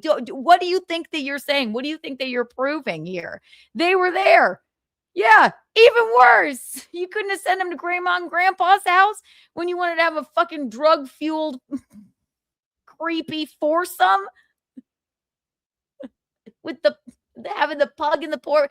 The pug probably fucking offed itself. It saw too many naked lines being done by you. They don't know everything. They don't need to, but they know a lot, right? Like the government kind of was like, oh, hey, by the way, your parents are doing drugs. Thanks, government. They didn't know that. They didn't, we'd worked pretty hard to keep that world away from children.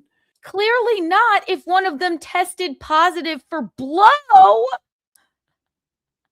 I'm sorry to be judgment. I don't have kids. I don't want them. But I'm sorry. But then the government came in and told them your parents are high. But we were doing our best to keep the blow away from the children. No, you weren't, apparently. What did Aaron say, too? He's got his kids at his house. You leave a fucking, leave your fucking stash on the couch next to his kid. You clearly weren't trying hard enough. I can't wait for the kids' podcast. It's like the freaking Brady Bunch. There's a story of a douche named Ricada. He got tested and arrested for cocaine. All his family hates him. And for good reason. He is truly insane. Push-ups, thank you for the $1.99. Sorry, ignore my hard right law and order argument. Law and order argument. It reminds me, and I see what you're saying, and it actually, we're not going to get to Spencer Pratt today, but I'm going to send you something, Push-ups. Bum, bum, bum. Let's hear him say it again. It's pretty hard to keep that world away from children. And the government is so smart. They come in there like, your parents are doing a bunch of drugs. You guys know that? And they're like, they are? Like, what are you talking about? They're like, yep. And they're like, I thought. Do you think that's what your kids really thought? I'm sorry. I think they know a little better. Why are two other grown adults always nude in the bathroom with you? Why are you acting this way? Why is our sister high on cocaine? One of them tested positive. What is this? But the government told them. We hid all the cocaine away. There was blow on the fucking bedside table on credit cards in your bedroom. What are you fucking talking about? Those maybe shouldn't be done. Thanks, government. We were working hard on teaching them. Fault. To not do any of that stuff. And then you just can't, you had to come in and change that. So no, you were teaching them to do it. One tested positive for cocaine. What are you fucking talking about? Thanks for the help. Like the DARE program. Never knew about drugs before that. The DARE program taught me so much about drugs that I didn't need to know. It's amazing. Nicole says, yeah, that's really up. It's like, do as I say, not as the government tells you I do, as if parents don't have a hard enough time raising teenagers, and you guys have it extra tough with Tim Walls's state. Yeah. So And I they're know people high. are They're going not to have thinking some correctly. criticisms like, well, why are you doing drugs while telling your kids not to do drugs? Because there's a bunch of shit you don't want your kids to do that you might do, or that it's not like, I'm not saying drugs are like this, but like, I don't want my kids to drink, but when they're 21, if they want to drink, like what, you know, I don't care at that point. That's that's them and their decision at that point. But it's like, I can't now, but at the time, like prior to this, it's like, I can have whiskey and say, yeah, you guys, it's not appropriate for you. You know, this movie that I'm watching isn't appropriate for you guys to watch. It's Bitch, it's not appropriate for you either. Clearly. It's like, because it causes you to make terrible fucking decisions. Listen, I hold people, I think anybody would. You market yourself as this fucking trad dad with 5 kids, and you are like, which fuck it, you know, whatever. Just be who you are. I don't think it's appropriate for you guys to drink, but when you're 21, maybe you can. They're like, Dad, they battering rammed down our door because of all of your drugs. Our 9-year-old sister is high. What the fuck? You have no right to give them any advice ever again. etc. You know, I don't get it. I don't get it. But the government doing that really was kind of annoying. Mod 5 Johnny says, always somebody else's fault. It's the government's fault. The government telling my children that I was high. Bitch, they know. All right. Why are mommy and daddy? Why are 2 whole other people in bed with mommy and daddy every night? What is this on the bedside table? We're hungry. Can we have some SpaghettiOs? What do you think? Who do you think you're fooling? Who do you think you're fooling? We were in a sexual and very romantic relationship for a long time. That will be on the internet forever. And you ain't talking about the kid's mother. You ain't talking about her. Okay? So they know. They know. All right? Not here to kink shame or polycule shame or whatever. But I think your kids know better. Like, who are you to give us any advice? We were taken away from you. They probably mock him. Can't wait for their podcasts. We had to do that. I know, but it just came out today and I just had to see it. Okay. On to a fabulous architectural digest. We got to do it. We got to do it. We didn't get to this one last night. Michaeline and I were going to do it. Let's do Michael Imperioli. Christopher. I'm loving, we love KeaNOON Wednesdays. I'm into it. I am into it. Bing, bing, bing. Bing, bing, bing. Bing, bing, bing. And I had so much else on my list to get to, but you know what? That means we've had a very fun show because we've just been hanging out like girlfriends. You know, hit the like button. Be a girlfriend. Hit the like button. I'm going to be in a beauty pageant on the internet. I'm going to write a speech and everything. I'm not. I need this. This guy is he is such an incredible fucking actor. I loved The Sopranos. Who doesn't love the fucking Sopranos, right? Let's see what's going on in this house. From what I've seen, it is goddamn. It is so chic hair. Calm down, hair. Speech. This home is so goddamn chic and Italian coded, but in a chic way. It's not like the, you know, like I'm Italian, so I can say this. I'm Sicilian and Neapolitan, all right? I can say this. An Italian home, sometimes they can be a little bit spirited, tacky. Michael Imperioli, from what I've seen, he's doing it the real chic way, which we love. And my God, he's nothing like Christopher. I don't know if I saw him in Girls, speaking of Lena Dunham, which I always do.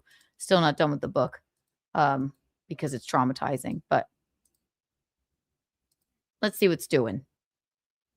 Hi, Michael. Michael Imperioli. Welcome to my home. That was a very dry. It's like you expect him to open the door and be like, "It's me, Christopher. Welcome to my spot." No. Hi, AD. I'm Michael Imperioli. Welcome to my home. All right. First of all, come on. What do we got? The fucking Sistine Chapel mural on the wall, but for some reason it fucking works. I love it. Hallway. Everything you see here. All right, let's see. Come in. This is the entranceway, the hallway. Everything you see here was chosen. A lot of it was installed and, thought out by Victoria, my wife Victoria, who's an interior designer as well as a set designer. And it's all her vision. It's always like an element of fantasy. And New York's a busy place. And, this takes you away from that. Okay, I would say the opposite. It's very busy, and you've created the busiest home maybe ever. This is very busy. I wouldn't say it's when we watch Gwyneth Paltrow and she has a spa, a full-blown bathhouse in her basement.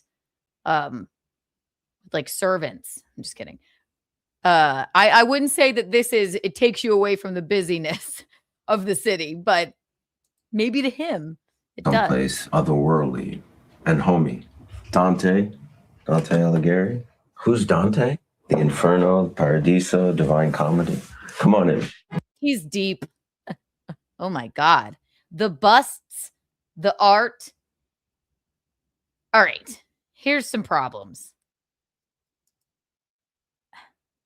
What is the book? The Art of Tidying Up. It's a little cluttered. Okay. There's no reason to have, I don't even know. What is this? Okay. Just so you can see what I'm looking at here better. There's no reason for him to have, is this supposed to be a desk? If it is, then why is there a giant statue on it? There's a giant, so you might pull out, that is a desk with a stool underneath, and it looks like a poof underneath it. But you don't even need the seating if we're going to put this giant statue here, right? Next to that, a side table. Next to that, a smaller side table that doesn't look like it should be holding this giant thing of flowers here. It looks like it will buckle. Over in the corner, this is so Italian coded. Yeah, who dusts this place? They gotta be on the fucking they're poor cleaning ladies. How do you keep the dust out? And this is so Italian code. This is a nightmare for a clumsy person. It's so true. It's not a very functional space. This is not, if I went, let me have my dream apartment to, escape the busyness of New York. This would be the opposite. This would be the exact fucking opposite, right? A lot of busts, a lot of statues. And there's another side table at the desk. Your desk doesn't need side tables. It's a desk. This entire area is completely useless. It's so Italian coded though. I mean, Gino, God love him. I love him. I'm Italian too. I'm half Italian. I'm half Napolitan. I'm Italian on my mother's side. She's 100% Italian. And Gino, 100% Italian. He's gay, but he has a special connection to classical music. There's many things that are interesting about him. Angelo, dream apartment or bust. We know how that turned out. But Gino, God love him. I'm like, can I throw away this hockey puck? What is this here for? And he's like, no, absolutely not. I'm like, why? He's like, that's a hockey puck. I'm like, there's 3 of them. That's a hockey puck from me and Max Loads' youth. Okay. All right. Where do we put it? Are we using it as a paperweight, or we're just going to leave it here on the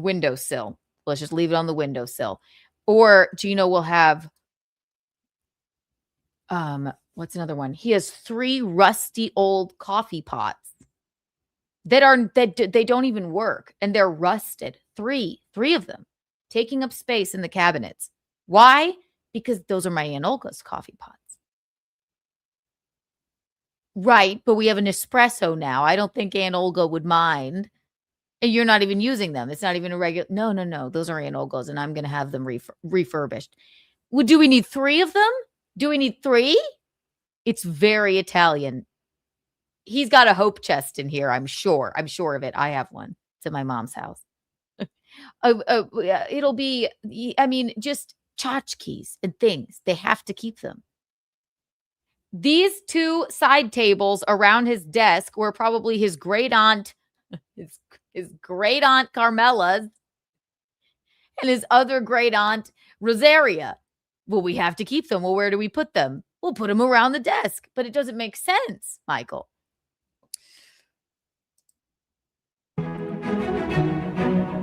This is the living room. This building was built in the 20s, and it was originally.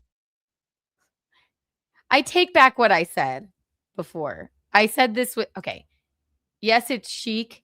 This is too much, Michael. This is too much. Shout out to Keanu's mom. She's the best. She is. Isn't she? You can't throw away the hockey pucks. Are you crazy? I know. God forbid. He's got 2 Aunt Olga's chairs. One is being held together by a literal belt, like a belt. I'm like, maybe, we have another one. We could get rid of this one. No, it's fine. Meanwhile, the legs fall off if you take the belt off. Like, listen, I don't think Aunt Olga would mind. This is too much. I got to call Michaeline.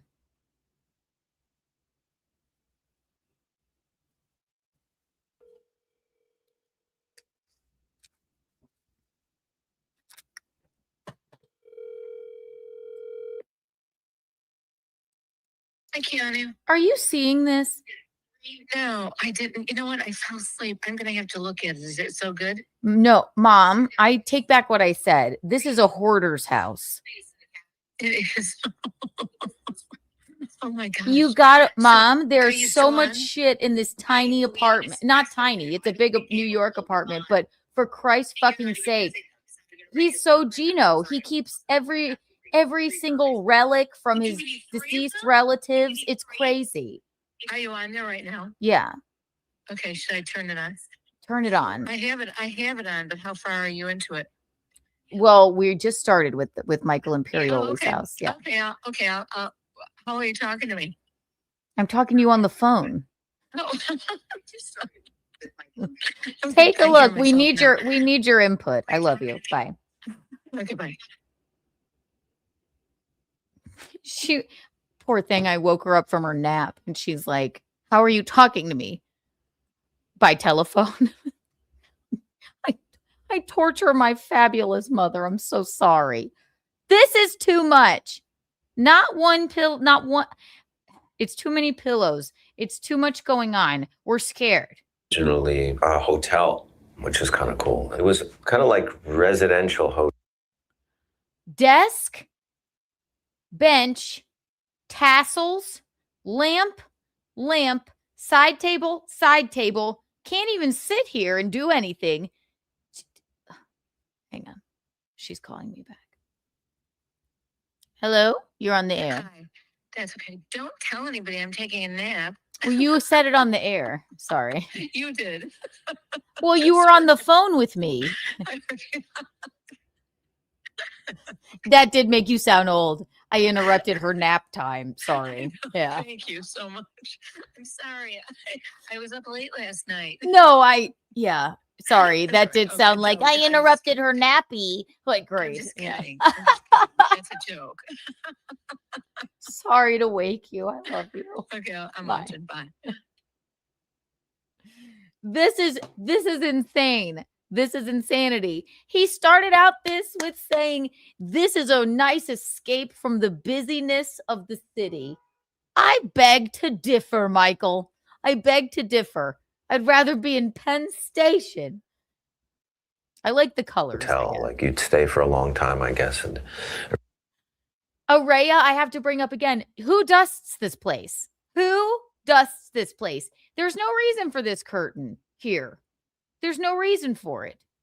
Originally, it was a restaurant and ballroom and things like that. We kind of liked that vibe. You know, we kind of thought of it as like a cool hotel suite. You know, to me, like if you walk in here, this could easily be an apartment from like the Jazz Age in New York, you know?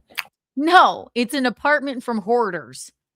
That's what it is. Very rich hoarders, very talented and rich hoarders, but an episode of hoarders nonetheless. Which is kind of cool. It takes you away from the hectic pace of modern life.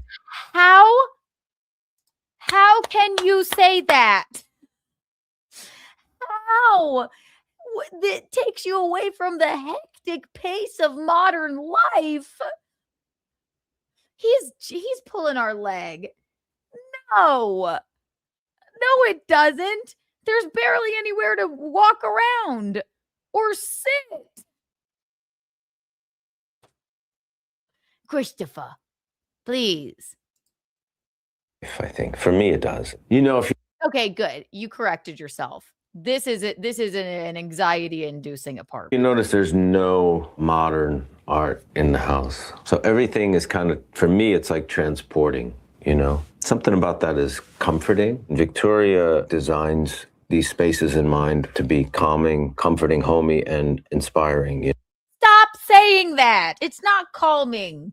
It's very hectic. Artistically, intellectually. But this is just comfortable, and there's like, you get kind of a little cityscape. You see a little bit of Central Park You can't see anything because you have so much shit around. over there. Let me show you the study. Oh, we didn't know. I didn't know he was a musical man. Do a lot of work on the computer here. He's got another desk everywhere with the fucking tassels. Do I have to put tassels on my list? Like sconces? I hate them. They're ridiculous. Why do we have tassels everywhere? He is cute. It's just and he's a fabulous actor, very talented. I'm getting heated because he's lying to us when he says that this is a calming space. It's not. This is the opposite of calming. I didn't know that I needed to say that stop hanging tassels in your home, but now we have to say it. Because of you, Michael. Because of you. Read in here. We teach a meditation class on Sundays, and we do it from this room too.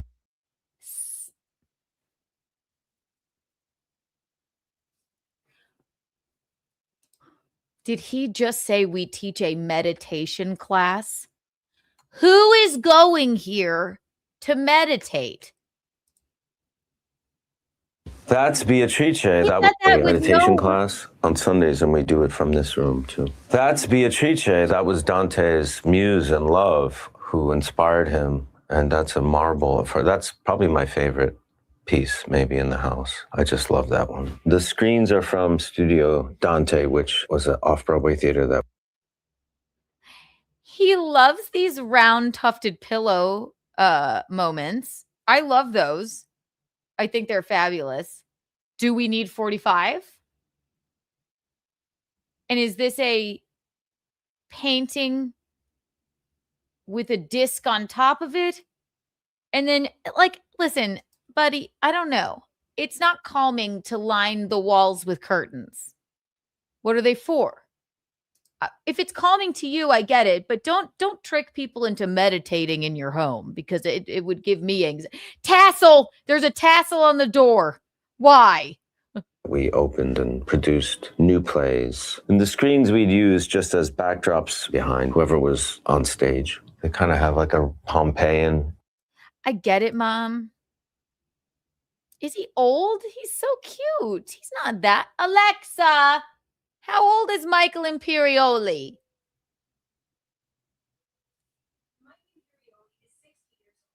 60. He looks great. His facelift's not slipping. I'm just teasing. He probably didn't have a facelift. She's still typing. What's that? I'm scared. Roman influence, but I think the mask is based on Greek tragedy comedy. That would be tragedy, obviously.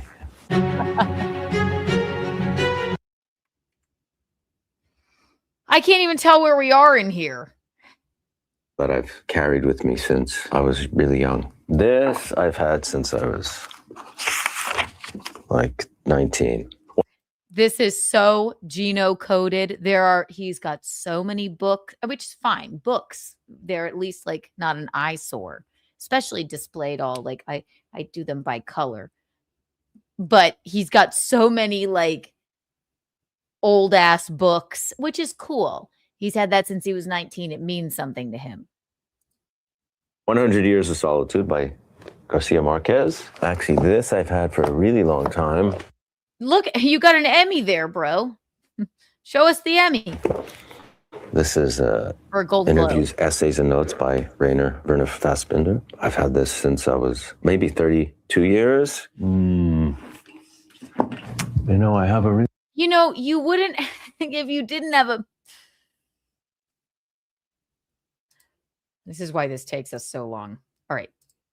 You wouldn't have to fiddle around for the books if you didn't have a fucking painting hanging over the shelf.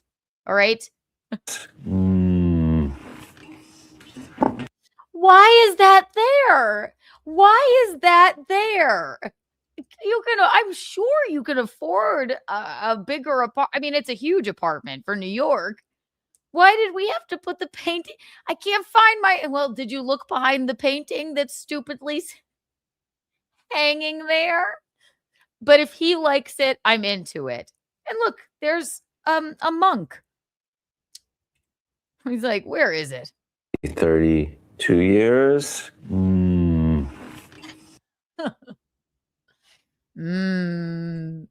Maybe 32 years.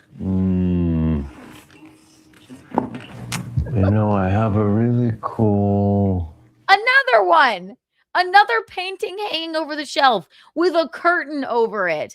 Again, Araya, you hit the nail on the head. Who dusts this place? You know, they're not very organized, so I don't know where things are all the time, but... Oh, maybe this one. Sometimes I have dates in them, but I got this book when I was about 1985. This is a novel by Pasolini, another one of my favorite filmmakers. He's artistic. Some of the most peculiar and unusual people are the most talented. I love this. I'm not trying to be too harsh. Who told him it was okay to hang paintings over his bookshelf? Just for his quality of life, he seems like the guy that actually reads the books, you know? So I want him to be able to get to them. I want him to not have 50, curtains lining the walls. But if he likes it and it inspires him, then we're okay with it. He surrounded himself with his treasures. I sort of like that. That's true. This is so Gino coded. It's so true. It's so true. I'm like, I want, nope. Throw it away. Throw it away. Just could throw that away, right? Let's throw it away. Just put it on the curb. Put it on the curb. I hoard clothing, shoes, and Skittles. But other than that, I'm like, I want a few disco balls, a gallery wall, and we don't need curtains hanging on the walls. You know? I stole this actually from somebody. Not stole it, he lent it to me and he really wanted it back and I never gave it back to him. Yeah, I try not to steal anymore. Back then, when I was young, I didn't have as many qualms about it. Guitar time. This is not a particularly fancy or valuable guitar, but I've had it for 32 years. A lot of songs that I write start on this one, although I mostly play electric guitar with the band, Zopa, but we use this on the new album in a few songs, but it has it does have a nice, even though it's, This is a Mustang. My He's like, I don't want to show off. son made this guitar. I'll show you a cool one that somebody just made. It's a really good guitar collection. That's very good. This was made by my friend Cindy Houlet, who works out of Carmine Street. Tassel. I didn't know we had to say we don't like tassels. Why is that there?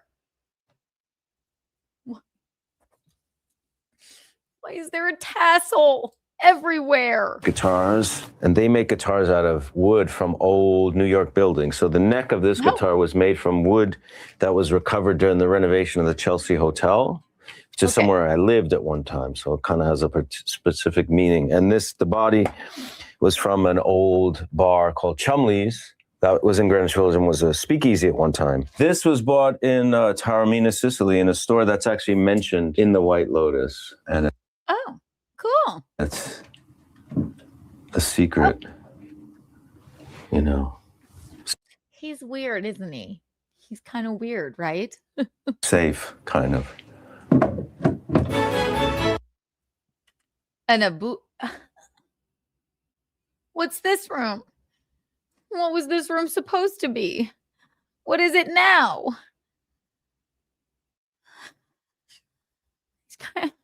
What is this? What is this room now? This is where you make people We meditate? converted into a shrine room. The rowers keep on rowing. This was a There's no closet, a telling how walk-in fast closet they're that we going. converted into a shrine room as we practiced. Oh, it's a guys, I'm sorry. It's a shrine room. I'm so silly. I forgot. We're supposed to have a shrine room. Your whole house is a shrine room. I love everything about this. I know, Mom, right? It's very Italian coded. I get it's only because I'm just half Italian. Well, not just. I'm mostly Italian, but I guess the other half, I'm Irish, German, and French, and 2% Greek.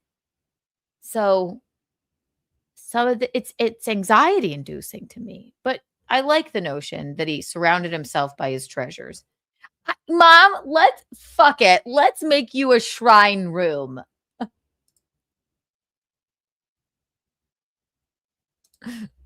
Buddhism, Tibetan tradition. So these are Tonka. Yeah, it's very Italian Catholic coded in some places, but he did have like a picture of a monk on the bookshelf, and this is very Buddha, so we don't know what Paintings are traditional paintings. They're really used for practice, for meditation, to inspire What? your practice. A guided meditation, oh, we don't have time for that, but you could take a deep breath, and that's... You have to in this house. Sometimes that's enough to just reset. I agree with you. This is the bedroom. He is a big fucking fan of these. Okay, this is my favorite thing. Okay. This room I can abide by.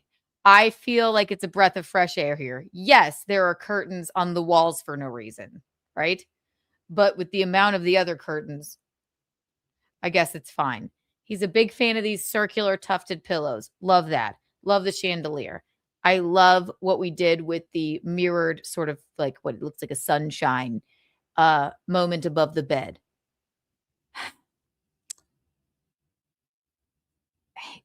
There's a tassel though on the bedside table for no fucking reason. They serve absolutely no purpose and they're ugly. But that's all right. We have 2 layers of curtains on the windows, some that go like this, some that go like this. I hate that. But I love what's happening with the bed. At least it's in a neutral color to offset the mania, the manic nature of this home. Again, looks like we have another bookshelf with a mirror hanging, or with a painting hanging over it. More tassels, more tassels. Let's have one. Either the rug with the paisleys and the crazy print, or the back wall of the bed with the crazy print. It's probably a little too much, but for him, this is probably the most put together room. It's a good room for sleeping, you know, even though it's, as you can see, right in the middle of this We can't see. city. Clothes, closet space. I have a lot of clothes that I've just had for a long time. I have one suit that I'll show you. Like, is he performing plays? None, like, and another fucking tassel. What's happening? One interesting suit that I have. Oh, that's his closet. So this suit belonged to Christopher Moltisanti from The Sopranos. This is a Giorgio Armani suit that he wore on the show. Well, I wore. Michaeline, your house is pristine, just the right amount of I love the chandelier over a bed.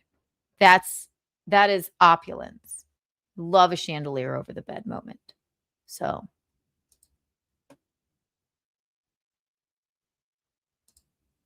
Or as him. It's still kind of cool. So, you know, Victoria is very specific about colors and how colors affect mood. So this is a very soothing one. The color and the vibe. There's a glow to it that's very comforting and relaxing. Big black thing, you know. what? He's obscured by a screen, so it's not just this. TV's obscured by a screen, so it's not just this big black thing.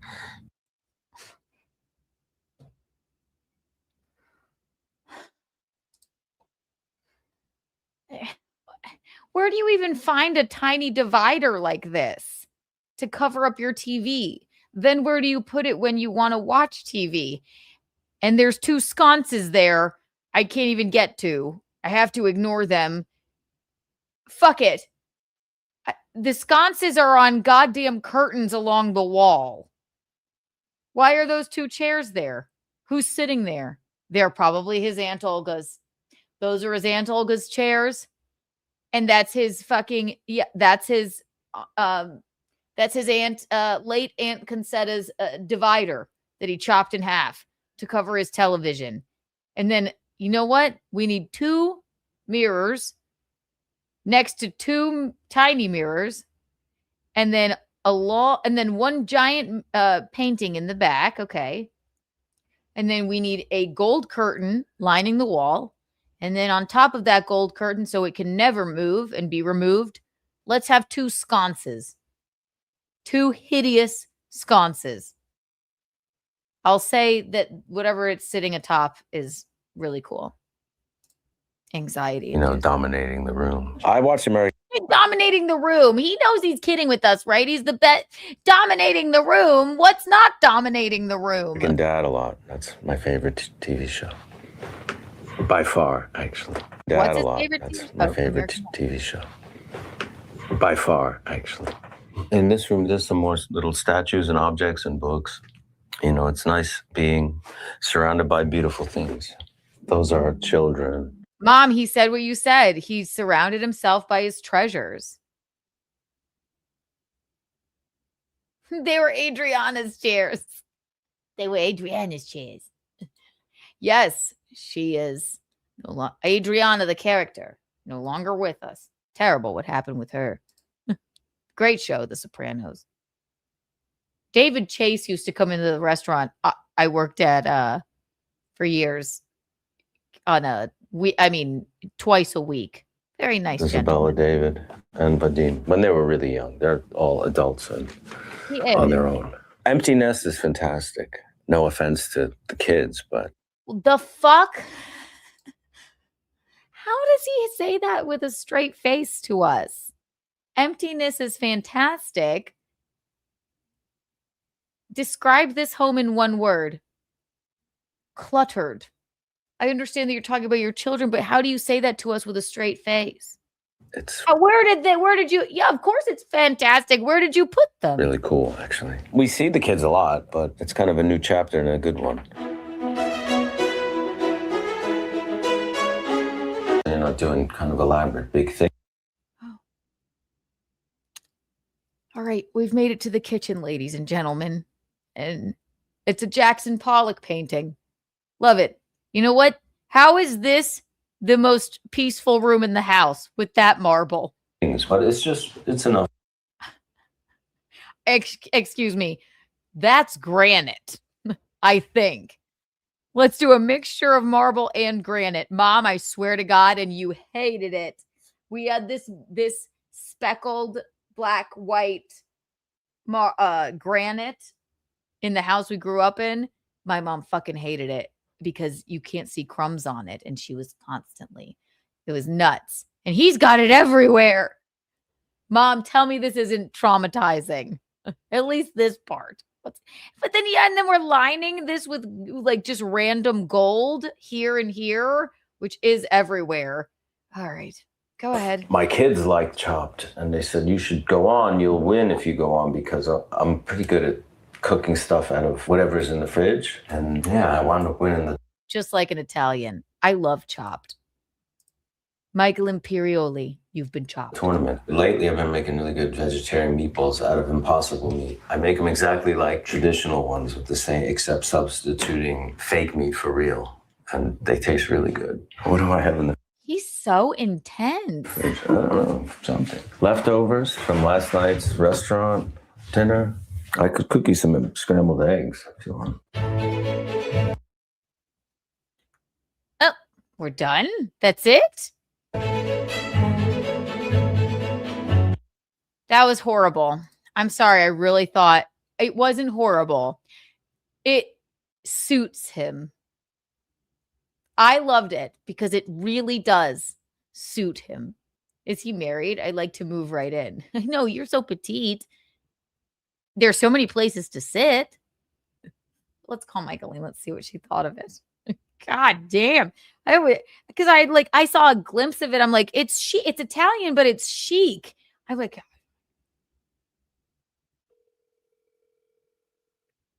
Michaeline Imperioli sounds great. It's true. Hi there. I loved it. That's too much. I did. I loved it. It's because he has all his stuff around him and stuff that means stuff to him. That's what your home should be. It's very Italian coded. But there were two, It is. but like, how many tassels is too many? Well, he likes tassels. I like fleur-de-lis, okay? It was a little anxiety inducing for me.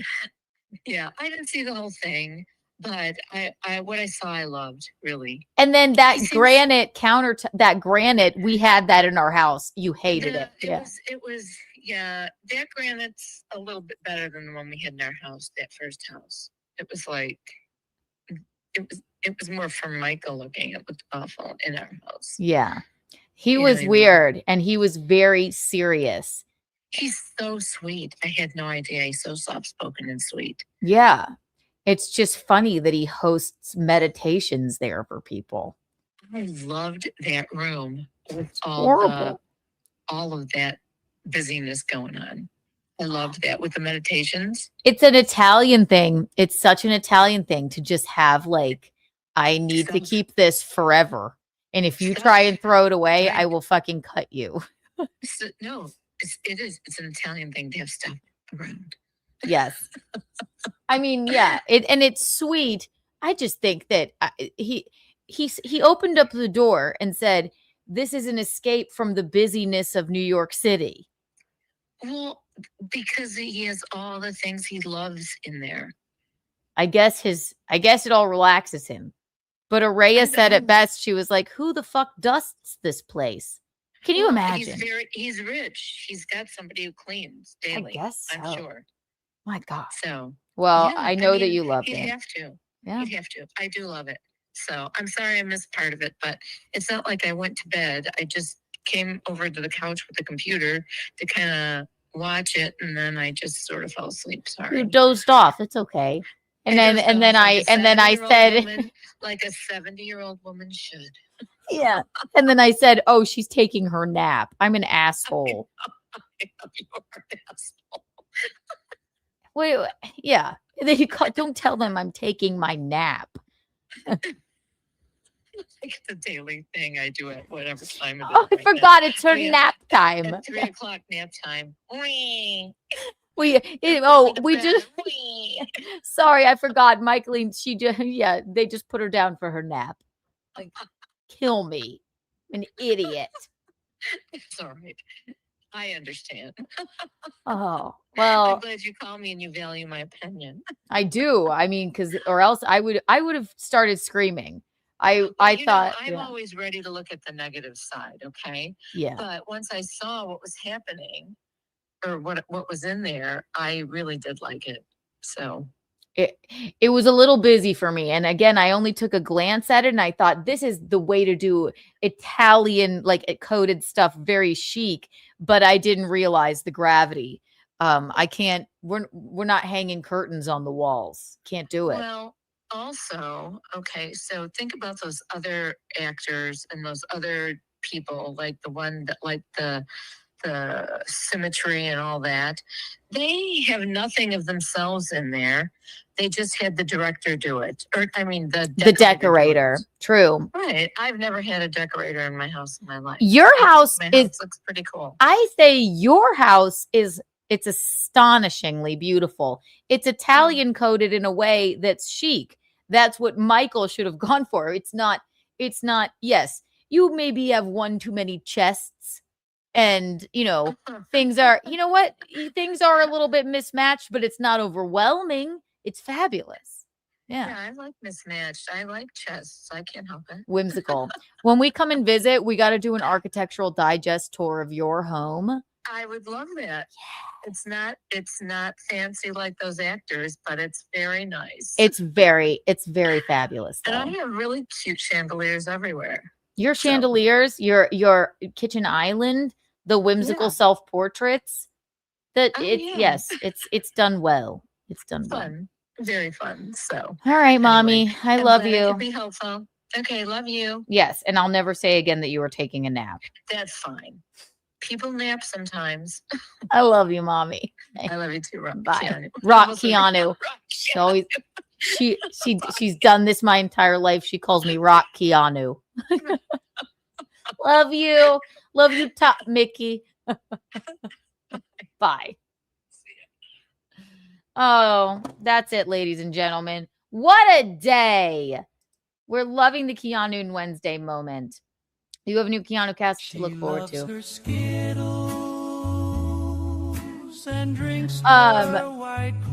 We learned so much. Untoward Tuesday. Thank you for everybody that joined us last night. Thank you for everybody that joined us today. We're keeping KeaNOON Wednesdays. KeaNOON Monday, KeaNOON Wednesday, KeaNOON Thursday. So I'll be back with KeaNOON tomorrow. And tonight, 10 p.m. I'm not normally going to double up, but I do have a guest tonight. So 10 p.m. Tune on in. Hit the like button if you haven't. Subscribe if you're not subscribed. It's rude to watch and not subscribe. 1 million Kiki bucks for everybody who joined us today. You guys are the Eels Hips, the Cat's Pajamas, and the Bee's Knees. I'll see you tonight. Bye.